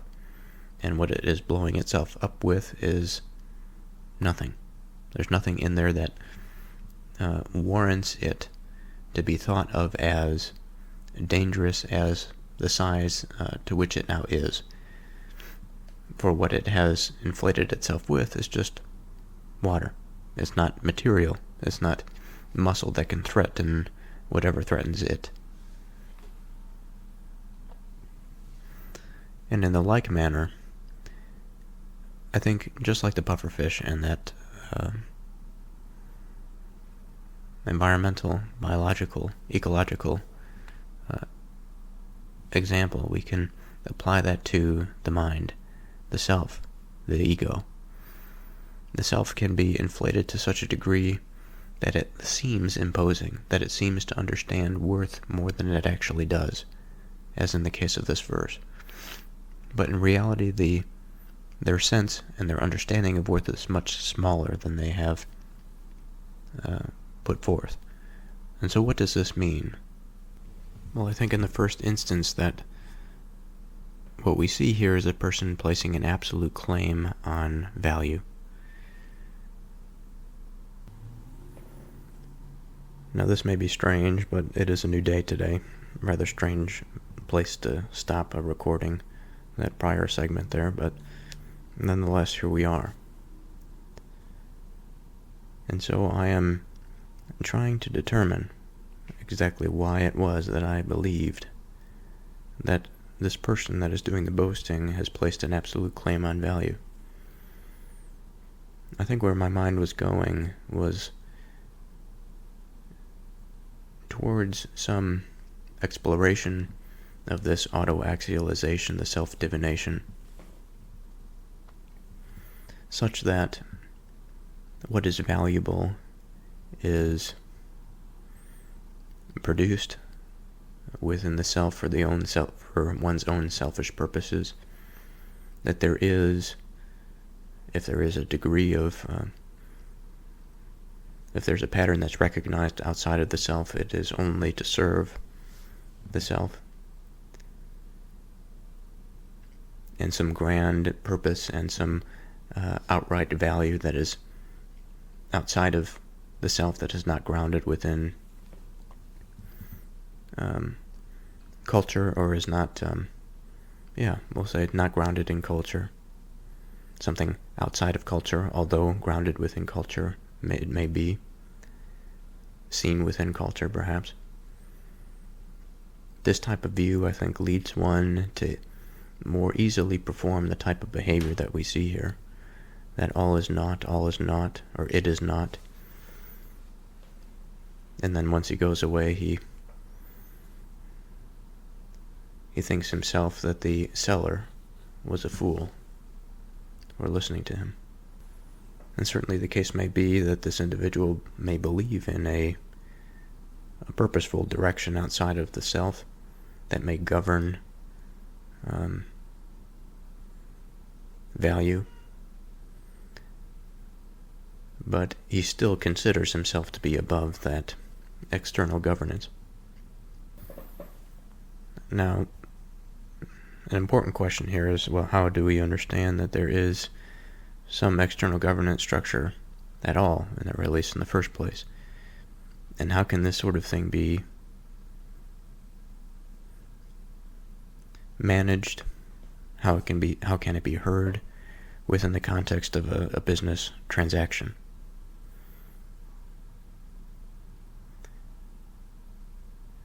Now, in the first instance,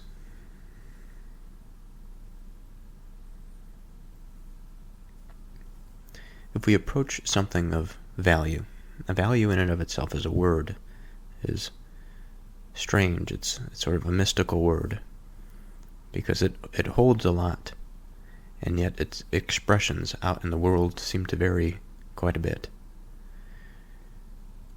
And within the variability, it seems as though it really doesn't make my case very well, that there is some standard by which we can consider things to be of greater value or of lesser value. Now, at the same time, saying it that way seems absurd, because of course we can determine things that are more valuable and less valuable. The way in which we determine those things depends on what we are considering. Now, like in many cases, I think it's important to discuss the root of the word that we're talking about here. So, value. Now, of its Latin root, it can be traced back to the noun valere, or valere, which means to be strong or to be worth.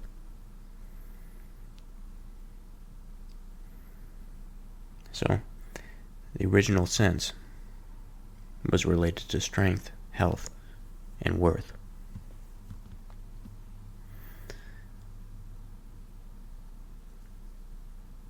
And of course, from our contemporary understanding, as the word has evolved, in Middle English the term eventually evolved into value. By the 15th century, was used to signify the estimation or appraised worth of something. So we have sort of an economic, financial type aspect here. But in totality, it has been used over time in various contexts. Now the question is, has that helped us at all?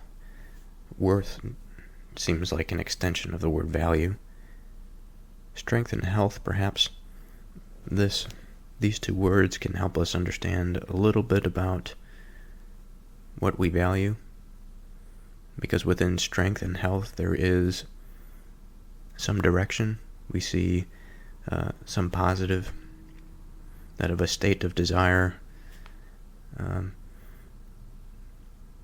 state of health and a state of strength is something that is desirable. We can also say it's something that is good.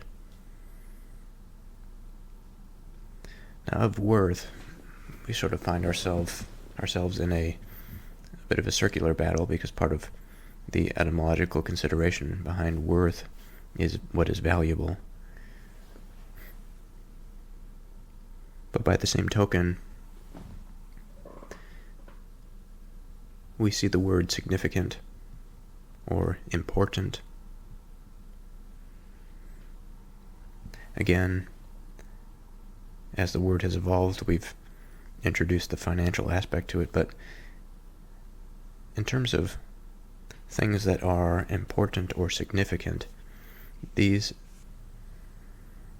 extend to all aspects of life, not just the financial.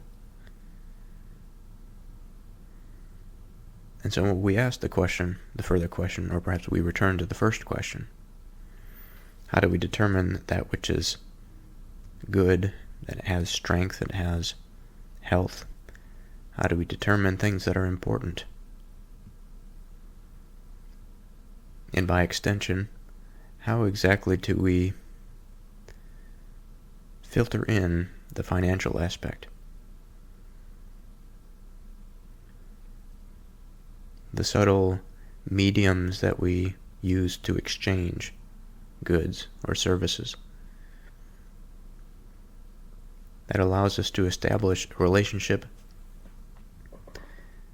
that perhaps we cannot establish by means of mutual relation in the sense of a family, that strong relationship bounded by love does not exist in the purely financial transaction. However, there is a relationship that is formed based on the want of something, some good, or some service.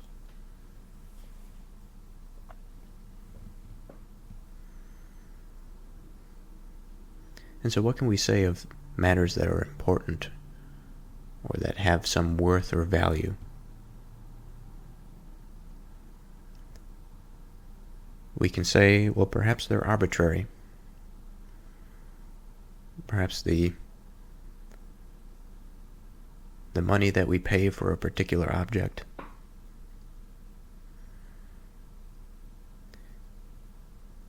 doesn't really mean anything, or it's fixed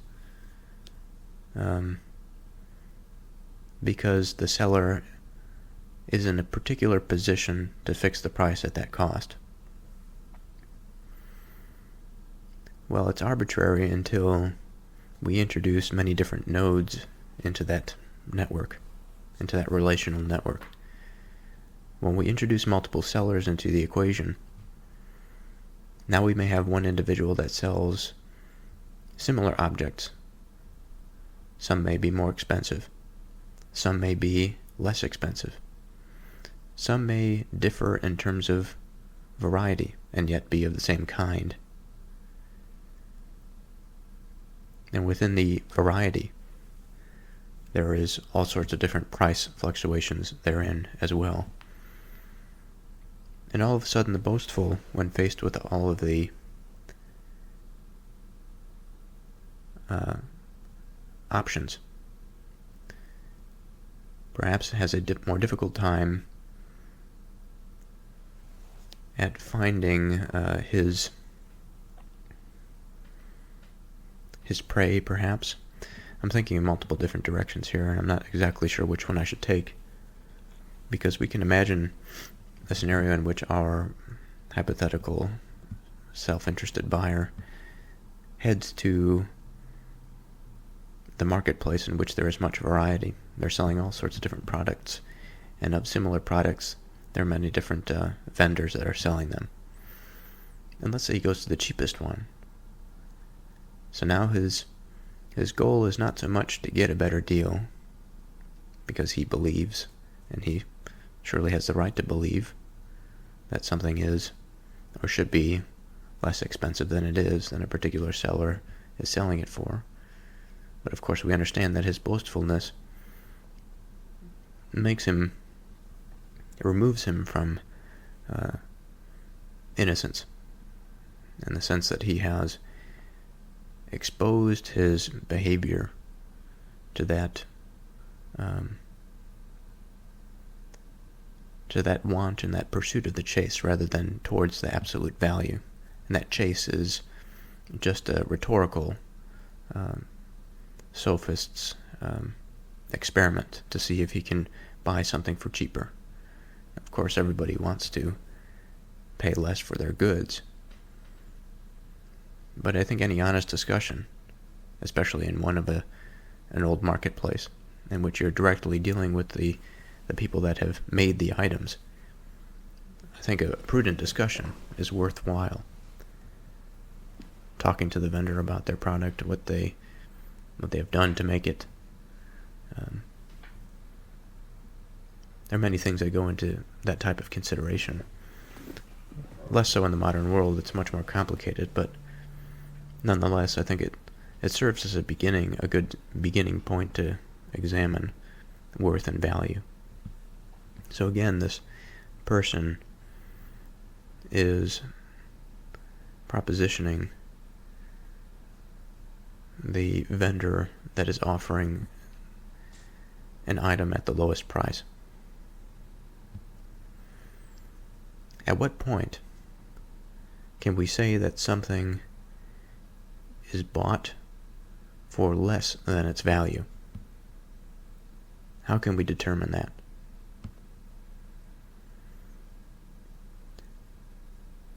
Well, in the financial context, I think the only way to do it would be to find a pattern within the market and compare it to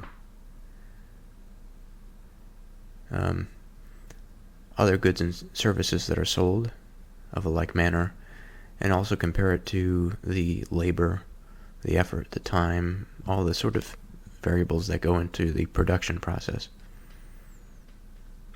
Surely, we would say that if greater value went into producing a product than was gained by its selling, we would likely think that this is a failing enterprise. But this is purely in a financial sense. But regardless of the context that we use here, I think it's easy to get lost in the weeds of, well, exactly how do these people determine what is valuable? Even if they come to some degree of understanding, they're still going to be in fuzzy territory, because there is no direct manual for examining the value that one places on a material good. There is a lot of variability and fogginess there. But again, the important thing is the boastfulness. It is the open deception by which a consumer wishes to deceive the seller out of the value that he asks for the sake of deception and self-interest. Now surely it can go the other way, and this person can buy something that is overpriced, which he might come to understand based on the amount of labor that he put into earning a particular medium of exchange for a particular item, and in which case the boastful person may be on the part of the seller.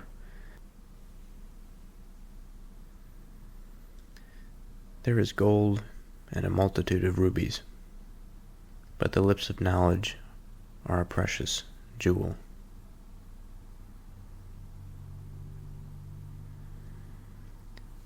So the first part of this verse, it's interesting where there's a relationship between 14 and 15 in the sense that we are concerned in some sense with material value, but then also a different dimension of value, where in the former we're talking about the buyer buying some material good, and yet his boastfulness is beyond that material. It is directed at the seller. That he is trying to, almost like he's trying to debase the value of the seller himself. And here in verse 15, there is gold and there's a multitude of rubies. Things in and of themselves that are valuable. But also, there's a lot of them, we could say. Perhaps a particular individual might not have a lot of them.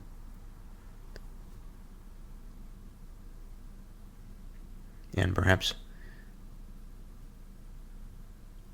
although that there may be much in existence, perhaps they're distributed throughout the geography, making them rare. The second half, but the lips of knowledge are a precious jewel. Interestingly, again, we have another material example, jewel, precious jewel, with a non-material value.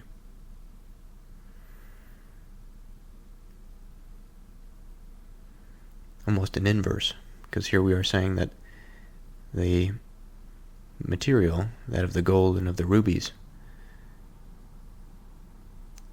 although they're valuable in a certain sense, they're really not all that valuable compared to the lips of knowledge, where again, in the other verse 14, what is truly valuable is the interaction between the seller and the buyer, and not so much what the buyer and his bargaining had wrought.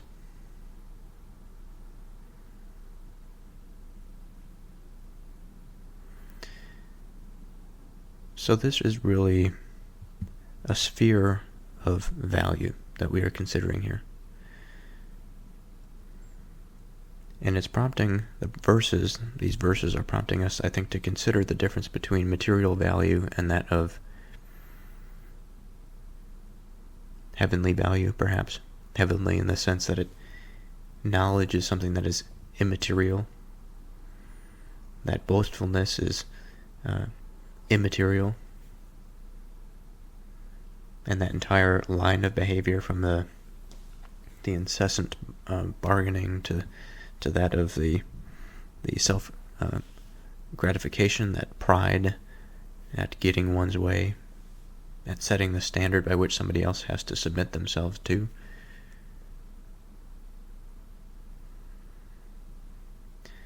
That is immaterial. And so what we are seeing here is a hierarchy in terms of value. That of material is lower than that of the immaterial. And I think that it's a funny thing to reflect on, especially in the modern context, because we live in a very materialistic society. This birth of individualism, although we are liberated from the yoke of many different tyrannies, we are introduced to the tyrannies of many other things. And I think the contemporary liberal age faces the tyranny of material, of comfort, of perpetual distraction, of the perversion of attention. Another thing that's in common with the previous few verses, the hearing ear and the sleeping eye, the Lord has made even both of them. Love not sleep, lest you come to poverty. Open your eyes, and you shall be satisfied with bread. There is gold and a multitude of rubies, but the lips of knowledge are a precious jewel.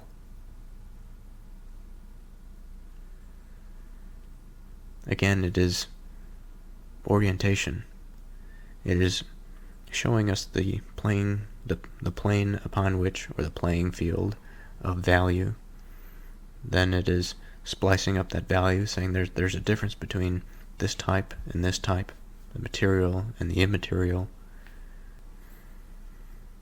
Now I'm reminded here of a quote from Thomas Sowell, when he was asked about advice to the younger generations. His response is to equip yourself with skills that people are willing to pay for. Thomas Sowell being an economist. Quite an interesting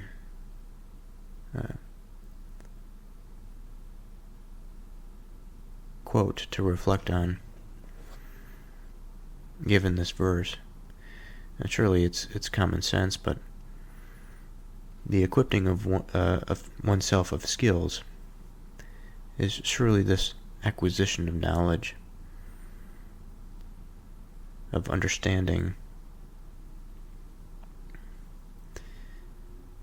Now,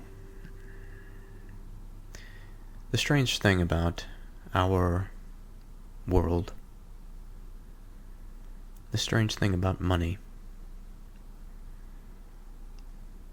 is that it, in and of itself, really is not valuable. It is the thing that stores value.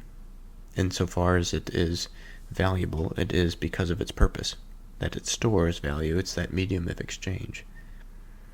And there are all sorts of different types of this medium of exchange. And one of the variables that goes into determining a good medium of exchange is if it is rare. Another is it durable? Now, the pattern of rarity is seen in this verse, because we have two material examples. There is gold and a multitude of rubies.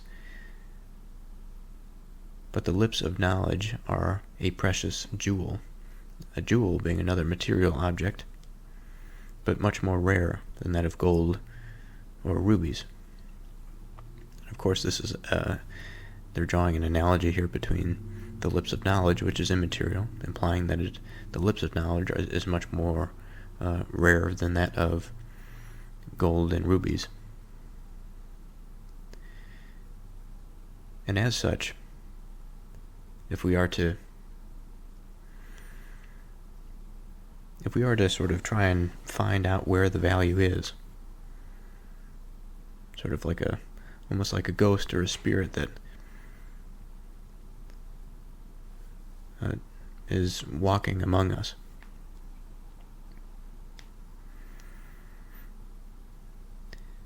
it may find itself upon some material thing as a medium of exchange financially, but also I think upon our lips, necessarily so given this verse.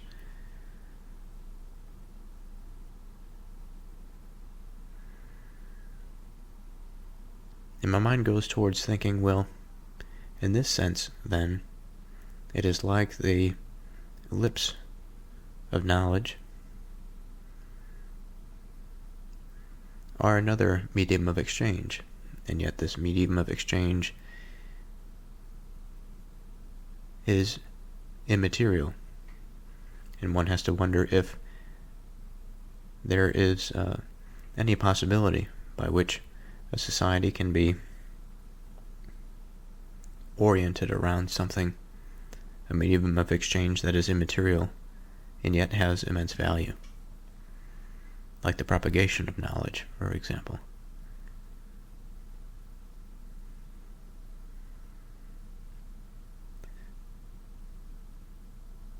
The society that would form out of such a thing, I think, unfortunately, it may be too early, or it may just not be possible altogether.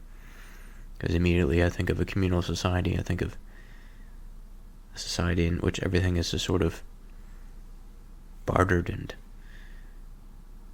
the exchange is difficult at that level. Because to spread knowledge, what would that even mean? Would it mean to spread a skill? Would it mean to spread love, spread understanding? Who knows what that would be? An interesting thought nonetheless, I suppose. Take his garment, that is surety for a stranger, and take a pledge of him for a strange woman. So this one is going to take some time to unpack. It's not immediately clear what it's talking about. So we'll start with the first half. Take his garment, that is surety for a stranger. So now, the first thing that I want to know is, who is this person that we are talking about?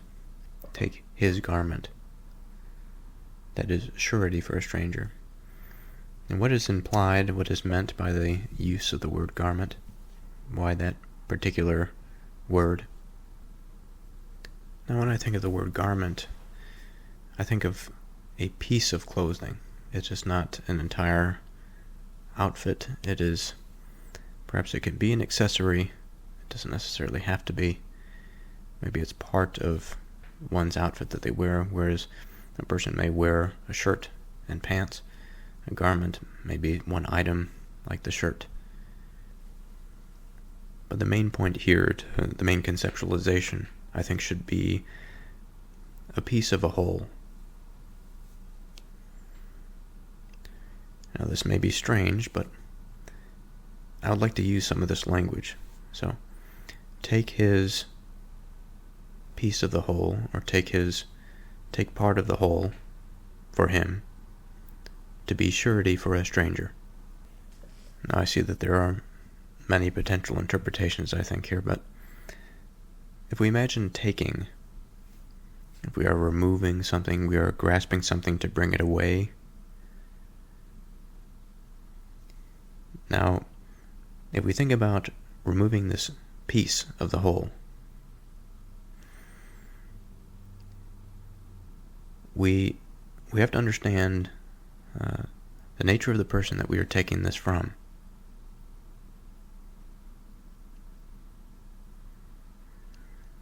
Now, on one hand, this person, he, can be the guarantor. He can be the person that is being the sponsor for the stranger. Take his garment, that is surety. This surety is a person who takes responsibility for another's performance of an undertaking, like they're appearing in court or the payment of a debt. Another definition, money given to support an undertaking that someone will perform a duty, again, pay their debts, a guarantee, the state of being sure or certain of something. So it could be that we are taking away the sponsor's piece that was perhaps offered as collateral on behalf of a stranger to join a society. And if that is the meaning, then it is likely the case that we are sort of prohibiting the stranger from entering. Now, I think that there's more than one interpretation here, and that may be by design, so I think it's worthwhile to examine why it might be the case that we should take that provision that one may give to another to secure a stranger, the position of a stranger. I think in the first instance, there are two paths to go. This could be a just taking, and an unjust taking of this garment. Now, just in the sense that the stranger could be potentially dangerous to the society, and taking that portion that has been given to the stranger is just because what we need is surety from the stranger, not from the person that is giving them part of what's required of them. They need to demonstrate to the collective that they can pull their weight. On the other hand, unjust, in the sense that the stranger is being brought on to on the ship, so to speak, on behalf of this individual that is already part of that sphere, of that whole. And as such, by virtue of their participation, the stranger then can be trusted by their guarantee, by their sponsorship. Now, on the other hand, this verse could be suggesting, take his garment, so that when you've taken his garment, that piece of the whole, this then you can use so that you can sponsor a stranger. But I don't think that that is what it means upon second glance here. I think what is likely is we are considering our fictional man, this his. We don't really know who he is. I think it is clear that he is not the stranger. But I think this garment of his represents the surety for a stranger. So this person, this fictional man, is giving some credence. He is supporting, he is vouching for this stranger by a piece of what he owns. Now, it's interesting the language here that is used, that garment is used in particular. Because we can say any old number of things about what this man owns and what he is able to provide as collateral for the stranger, as justification for the stranger and his admission to this ship, or to this society, to this state, whatever. We can even think of it more personally, like the admission of a stranger into a household. Now, if somebody within the household is going to give up something such that other people within the house recognize that the one who they trust is vouching for the one that they do not know to enter into sort of a sacred place. I think either, the man that is providing this pledge or this role of sponsor must either stake his reputation. Now, in the case of a strong family unit, reputation, even if the stranger proves to be abhorrent, or perhaps even violent, that threatens the body of the family, perhaps the reputation, well, I was going to say that in matters of lesser injury, my imagination went to immediately that of the family. I didn't imagine that the scenario of the extreme, but I was imagining a scenario in which somebody would come in, perhaps they would share dinner, the stranger would come in and they would share dinner, and the stranger was a bit off. He wasn't kind, he wasn't courteous, a bit rude, and then he goes on their way. In such an instance, I don't think that the reputation of the person of the family necessarily would be destroyed. It may be damaged to a degree, but certainly not beyond repair. I think when we consider a stranger that has intentions in mind that are to such a degree that threaten the body of the family, that is, perhaps the stranger wishes to molest the family in some way. It could be like a sexual molestation, a financial molestation, or an insidious type in which this stranger inserts themselves, like a sociopath or a psychopath, into the family enough to sow seeds of deceit and lies within the family, such that the family begins to erode and break apart. Certainly in such extreme cases, I think the stranger, the actions of the stranger would then tarnish the reputation of the person of the family that had vouched or sponsored the stranger that would come in. So all of that to say is that in matters of value, what one is giving up, whether it be an article of clothing, which is symbolic, which I have yet to get into to a degree that's satisfactory, or if it's unspoken, sort of implicit, like reputation of somebody within the family structure, such that they are, they're bounded by love, they're not bounded by financial obligation. In such instances, it wouldn't make sense to vouch for somebody financially in such a close-knit environment. It's more by word. It's more the familial runs its currency is on honor and on the love that they are able to share and to express from without themselves. And this mutual reciprocity within the family, I think, is the thing that really coheres it together, at least in strong family units. It's okay. So we have our medium of exchange in the family. It's that honor. It's the virtue. It's the love. And so such a strong currency, I think we can appreciate within this strong currency what it might mean in terms of what is actually being given up here. In the first instance, it doesn't seem like much is being given up. Except when we look down the line if something actually goes wrong, or if something goes quite well. I think in the extreme case, if a stranger is brought in that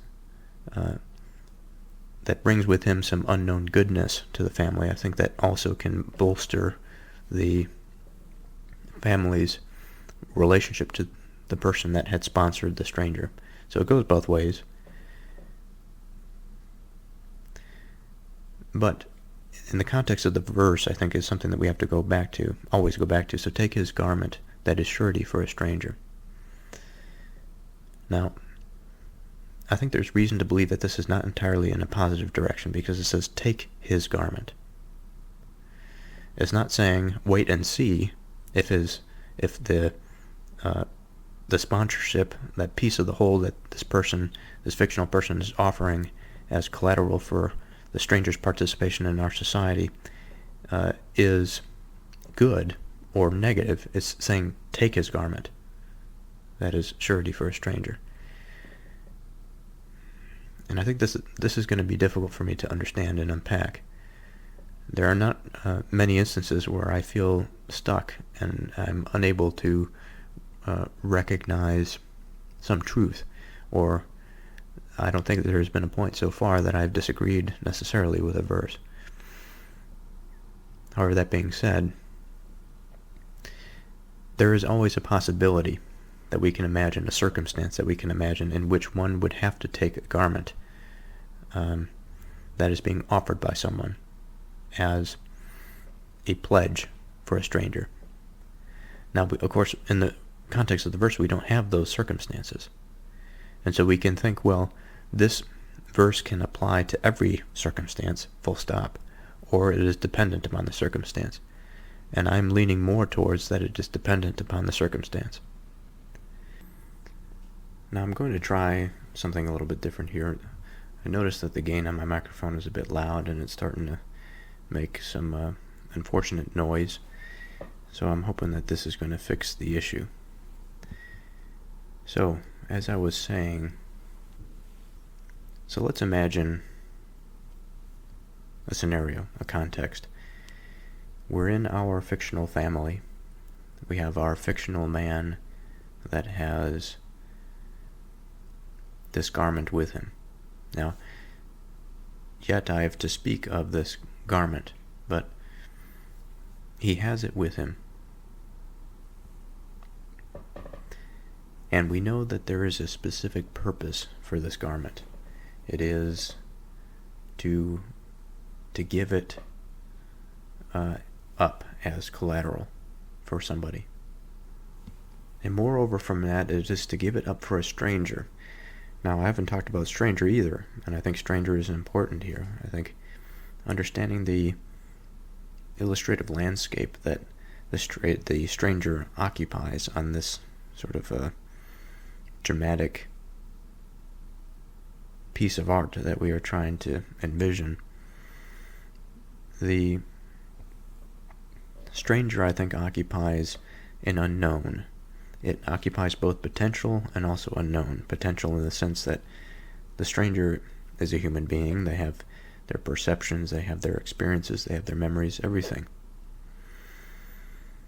And because of such a possibility or such an experience, we are afforded all of the luxuries or potential terrors that are associated with the human mind, both of its ability to intuit and to bring intelligibility to that which is otherwise, was otherwise unintelligible or shrouded in darkness. And of course the opposite is true of man, that he has this capacity, although not completely, to shroud that heavenly landscape in darkness, to control it for himself, to wish to control it for himself. So that's his potential. Now it's unknown because we don't really know exactly how the potential is going to display itself. Perhaps it could be lackluster, or it could be positive or negative, of the type that I've described.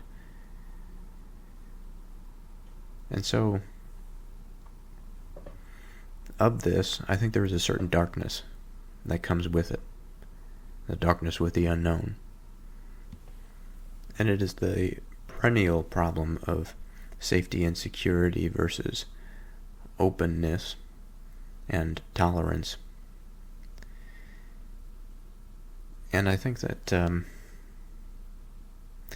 within the two, the safety and security, and then the openness and tolerance and acceptance,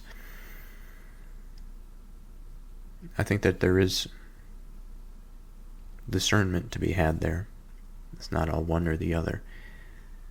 though surely we often express these things as one or the other.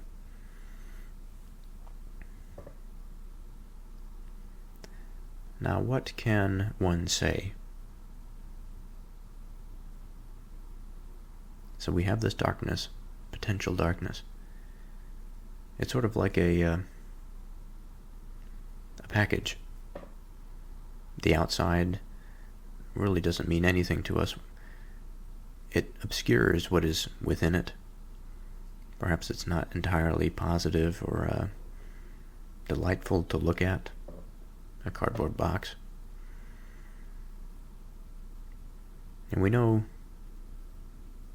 that within it either is something promising or something detracting, or perhaps neutral.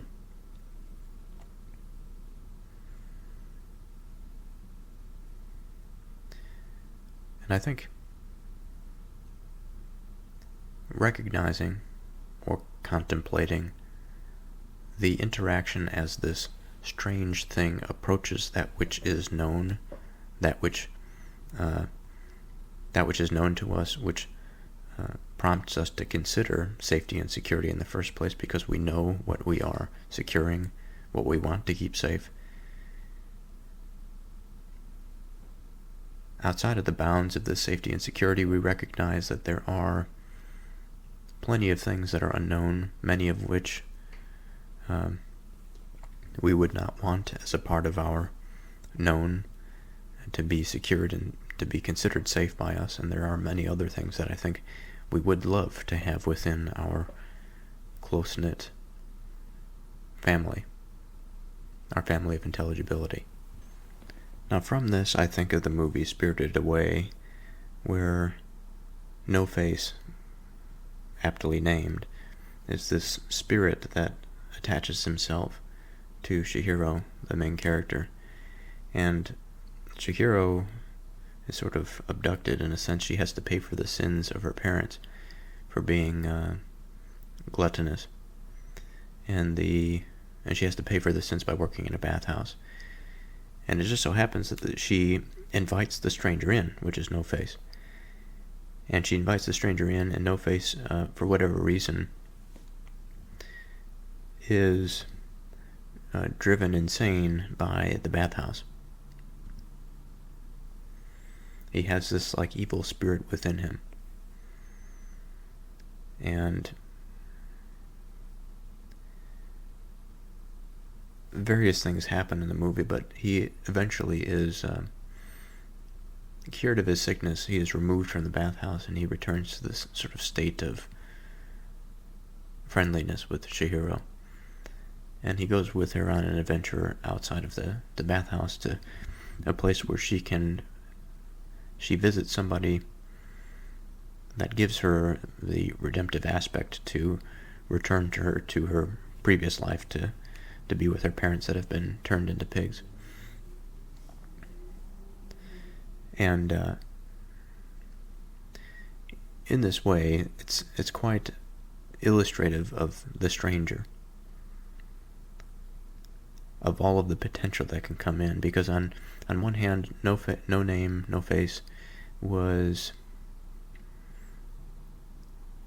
a good person, but also, on the other hand, or a good spirit. On the other hand, a spirit that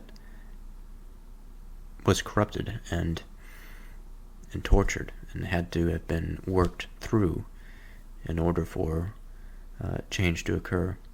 And so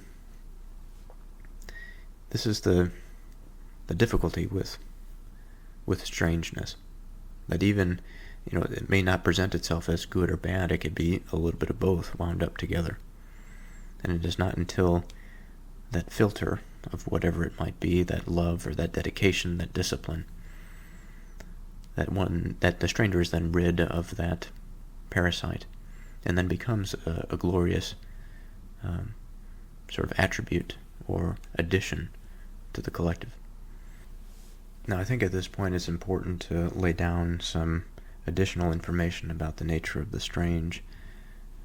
I think the strange is often, at least here, it's viewed in the sense of the stranger, like an embodied thing, that sort of an enemy that potentially can come to threaten the city.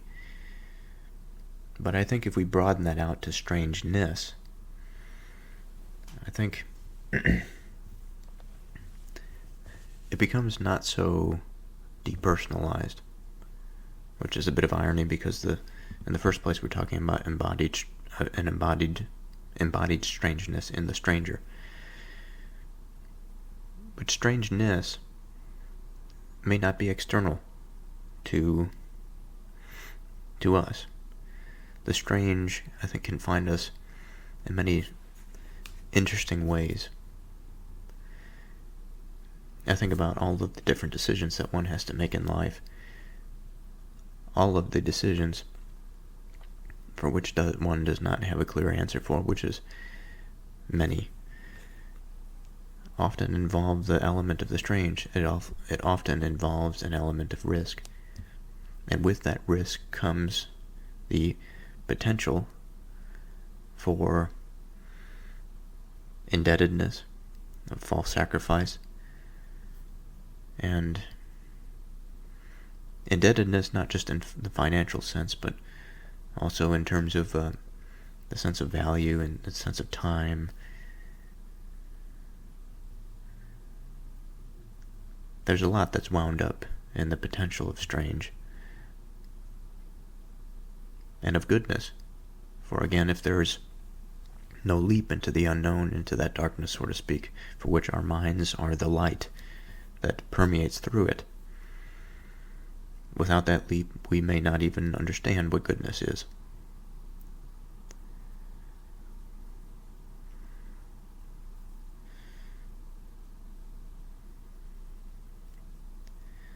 So there's a commentary, at least on some of the stranger. And I think what's appropriate next is to get into what the garment is. Now, keeping in mind here that garment may have multiple meanings. Moreover, from that, a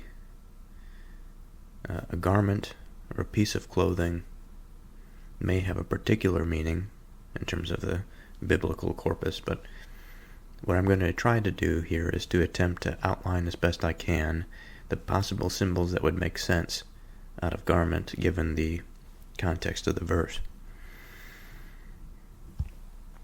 So, of a garment, it is a piece of clothing. It represents a piece of a whole, part of something that serves to cover a person.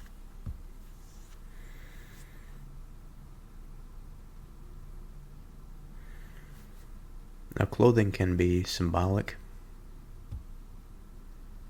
It can be purposeful, provide us with warmth or protection. It provides us with modesty. And so from these two things, from protection and modesty,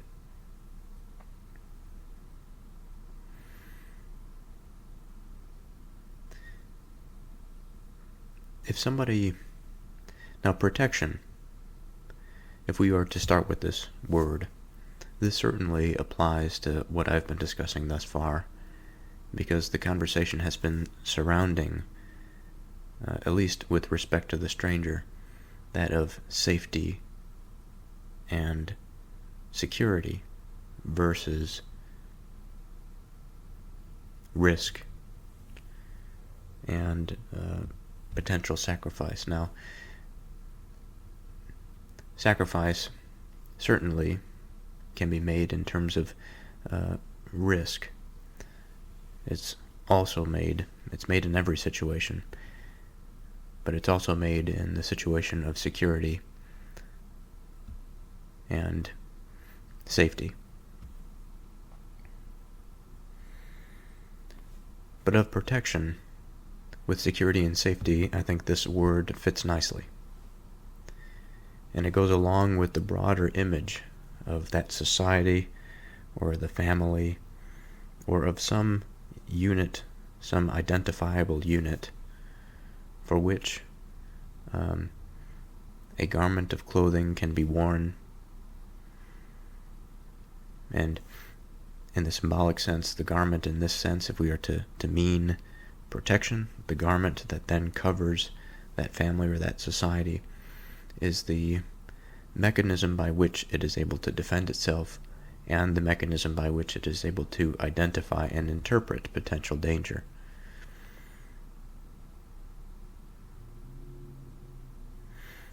Now, to nullify that, or to offer a piece of the clothing to the stranger, is to extend that protection, that protective apparatus, such that the individual or the stranger now becomes sort of absorbed into that framework.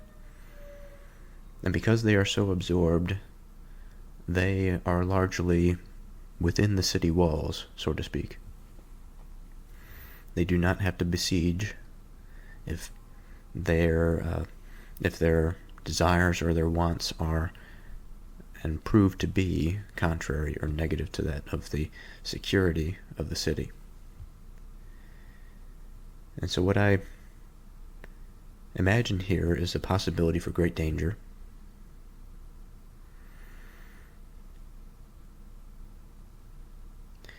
Now, protection and modesty. Now, what would it mean to extend modesty to a stranger? Now, the word modesty has Latin roots, derived from the Latin term modestia, which means moderation, sense of honor, correctness of conduct. Modestia itself is related to the Latin word modus, meaning measure, manner, or limit.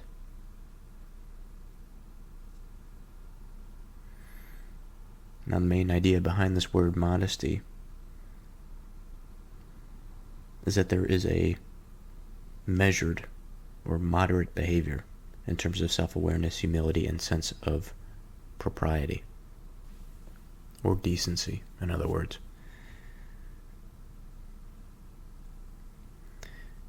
So in order to come to a state of modesty, I think it's quite easy to recognize that there are restraints that must be followed.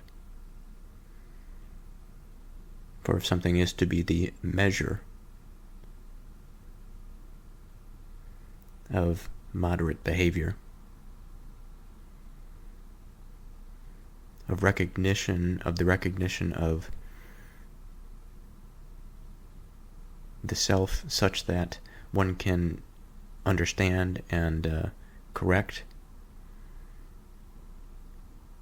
a misstep or a poor judgment on the part of the self, that would suggest an understanding of the self relative to some standard outside of the self, if there is a possibility to correct for one's failures or misjudgments. Humility, one of the introductory virtues to all of virtues, it is the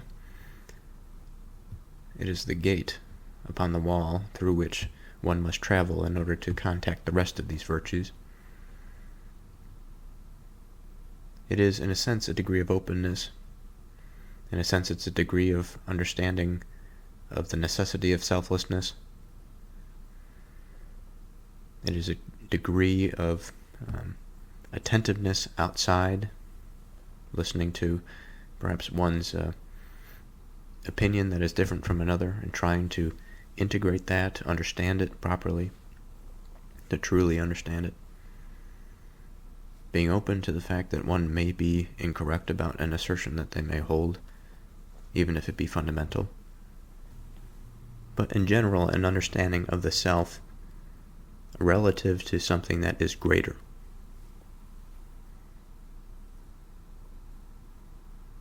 And then the last, again, the sense of propriety, sense of decency, this honor.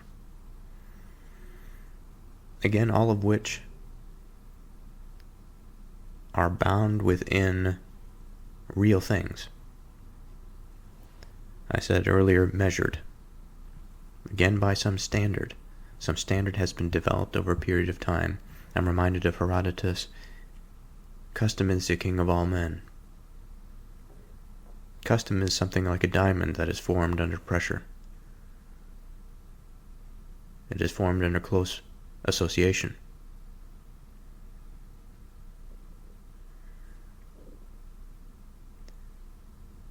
Strong bonds, strong culture, an establishment and the understanding of common restraint. All of this takes work and discipline to develop. It is something that we can consider and identify as a cultural practice, a cultural standard. Now this can vary. This can vary among individuals. It can vary among families, anything beneath that broad cultural landscape level for which a stranger can enter. I think, as I've mentioned before, it increases that immediacy if we imagine it to be the stranger outside of the family home. But regardless of what level that we choose to find our fictional landscape available to us, I think all of this is sort of the same. The stranger comes in and threatens the restraints, the customs, the sense of modesty, the sense of decency, the sense of humility. Now, on the other hand, a stranger can offer something that is the opposite. They can improve all of these things. And so here we have this scale of judgment, of risk. Now, another thing I would like to mention here is that if let's say that we are the ones that are taking this garment of this person, this fictional person that has vouched for the stranger. If we are to take this garment, the symbol, perhaps it can be, I think we should take it for what it has emerged to be, that this garment is now a symbol of cultural stability, of cultural orientation, of individual orientation. To that understanding of what is good, of what is decent, of how one ought to behave relative to some standard outside of the self. And if we are to imagine that this is a garment, so this is a piece of the whole, it's not the entirety of the cultural landscape that is being laid bare before the stranger. It's not the entirety of the family history and family intricacies that are being exposed to the stranger, but it is a fundamental component. The stranger is coming within the house. The stranger is perhaps participating with a family meal. They are entering within a space for which, if the stranger intended to do harm, vital structures, perhaps institutions, may be damaged.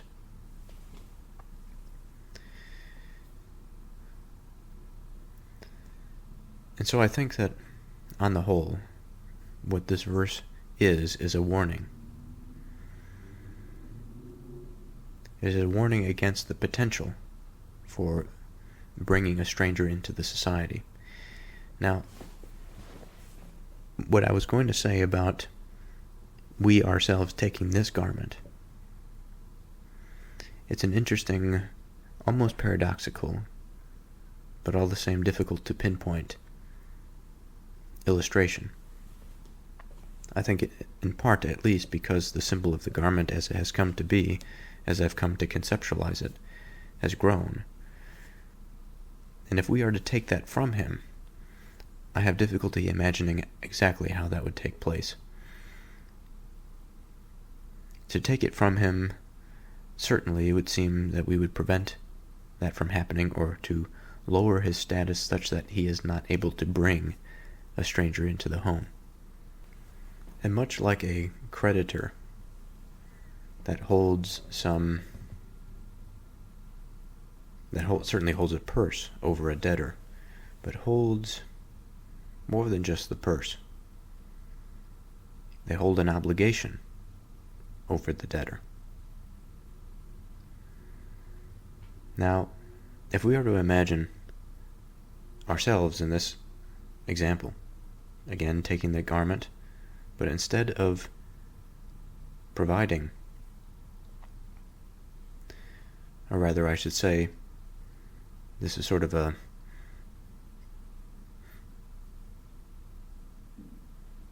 telescopic view, perhaps. We are zooming out of one particular interaction, such as the creditor and debtor example, and now we are sort of governing the creditor-debtor relationship.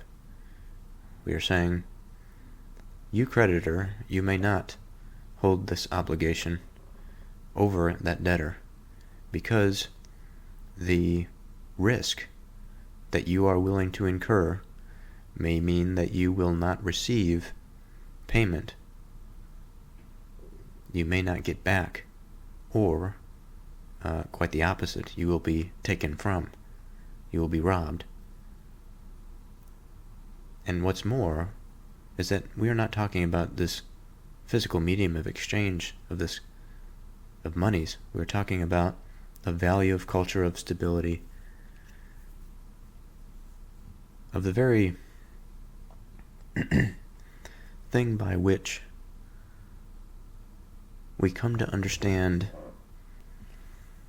one another, in the sense that we are able to appreciate another's opinions without trying to absorb them within our own selfish delusion or desire.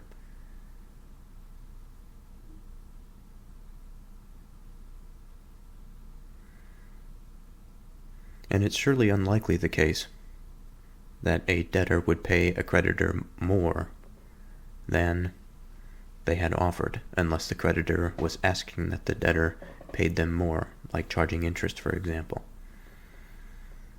And that surely can happen. There can be a pledge that's asked of the stranger before entering into the home or into the society, whatever.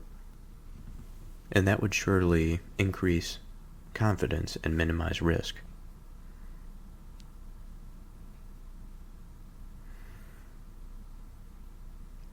Take his garment that is surety for a stranger, and take a pledge of him for a strange woman. Now that's an interesting second half of the verse. In the first instance, it seems to contradict the second half. And why now is the stranger a woman, where before the gender is ambiguous? We don't really know if the stranger is a male or a female. It could be either or. It seems not to matter.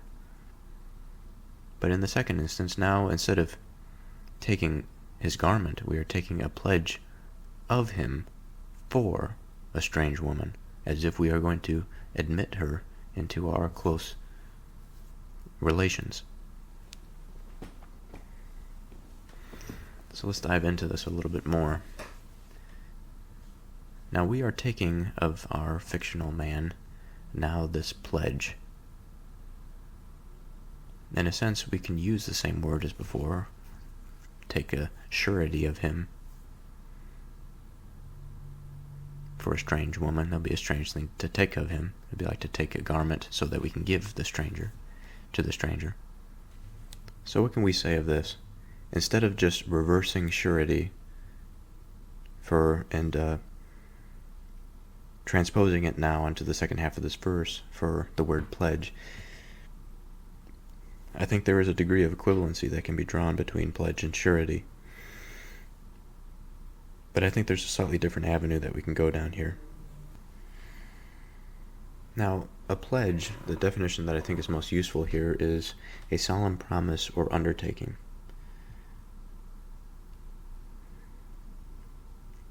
Now, the word solemn means formal and dignified.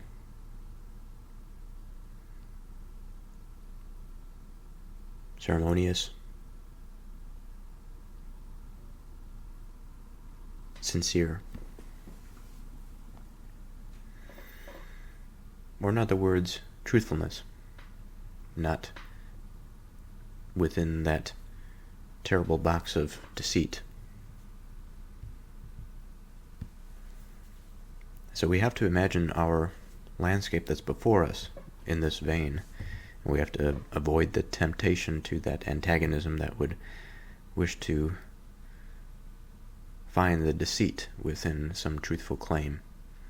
Let's imagine the truthful claim for what it is, actually being a truthful claim.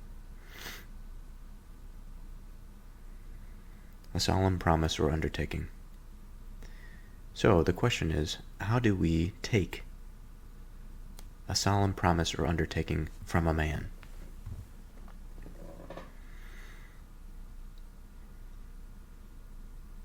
It's a strange way to put it, to take it, as if something truthful can be taken from somebody outside of their will. Perhaps it can be, but at the moment I have no idea how it can be.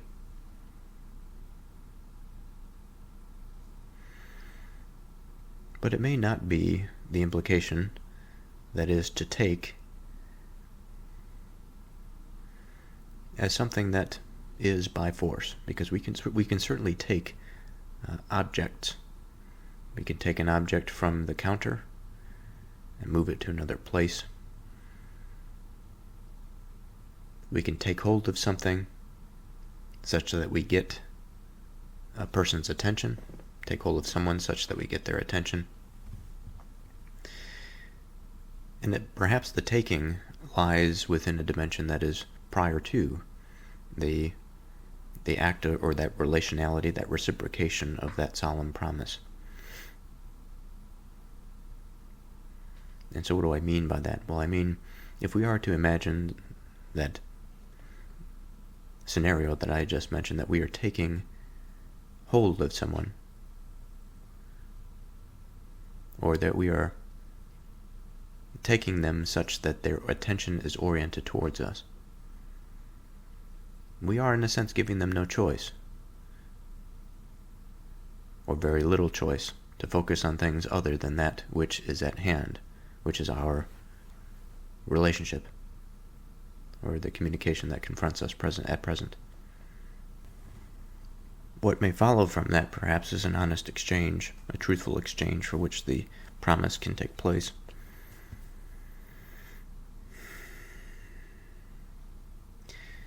Take a pledge of him for a strange woman.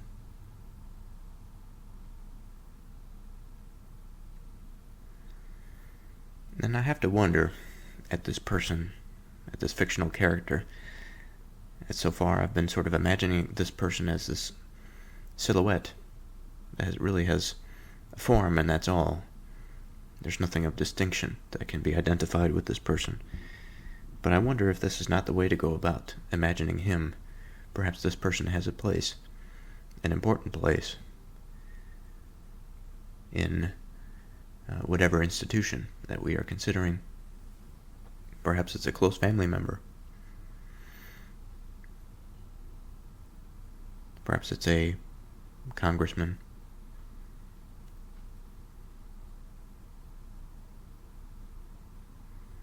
Perhaps it's just a fellow citizen. And take a pledge of him for a strange woman.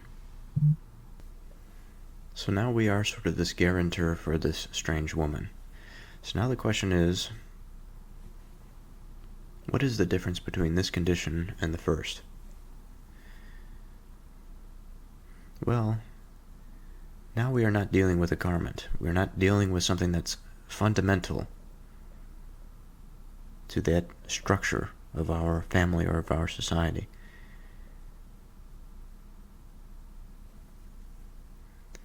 Rather, what we are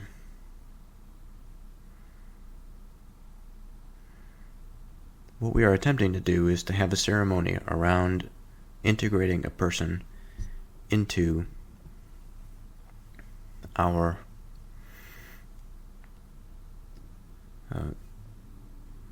what can we say? Relational landscape, perhaps. And within this relational landscape, the ceremony is procedural, Perhaps it doesn't. It ensures, again, some risk reduction. Perhaps it allows us to increase our confidence, getting to know this person.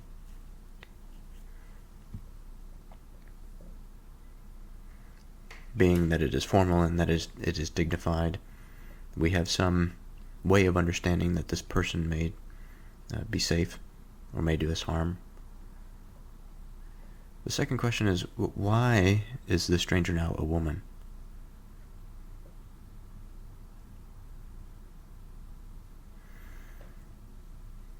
Surely, in the first instance, it could have been a woman that was potentially dangerous to that collective, to that cultural cohesion.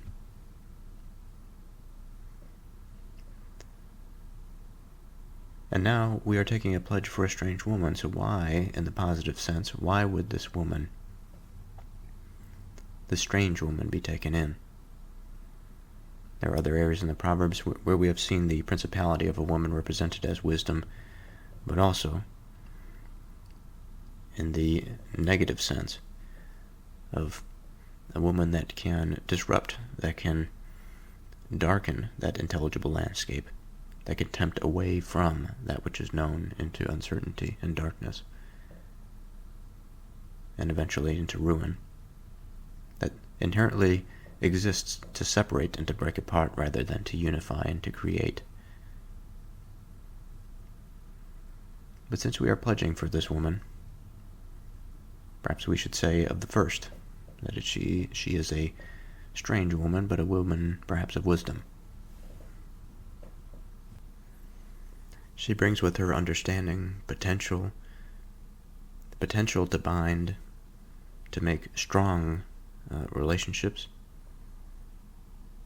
And she brings the potential to generate, to receive that of the current, and to transmit into the future.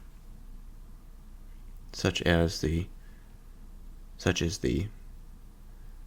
one of the qualities of being a woman, being able to carry children, to receive a man, and to raise a child with that man, with that culture, with that community, with the family. So I'm sure that the stranger will return, and the patterns therein for another opportunity to consider them. But for now, I think I'm going to end this episode here and continue next time with chapter 20. I'm finishing here with verse 16, next time continuing with verse 17.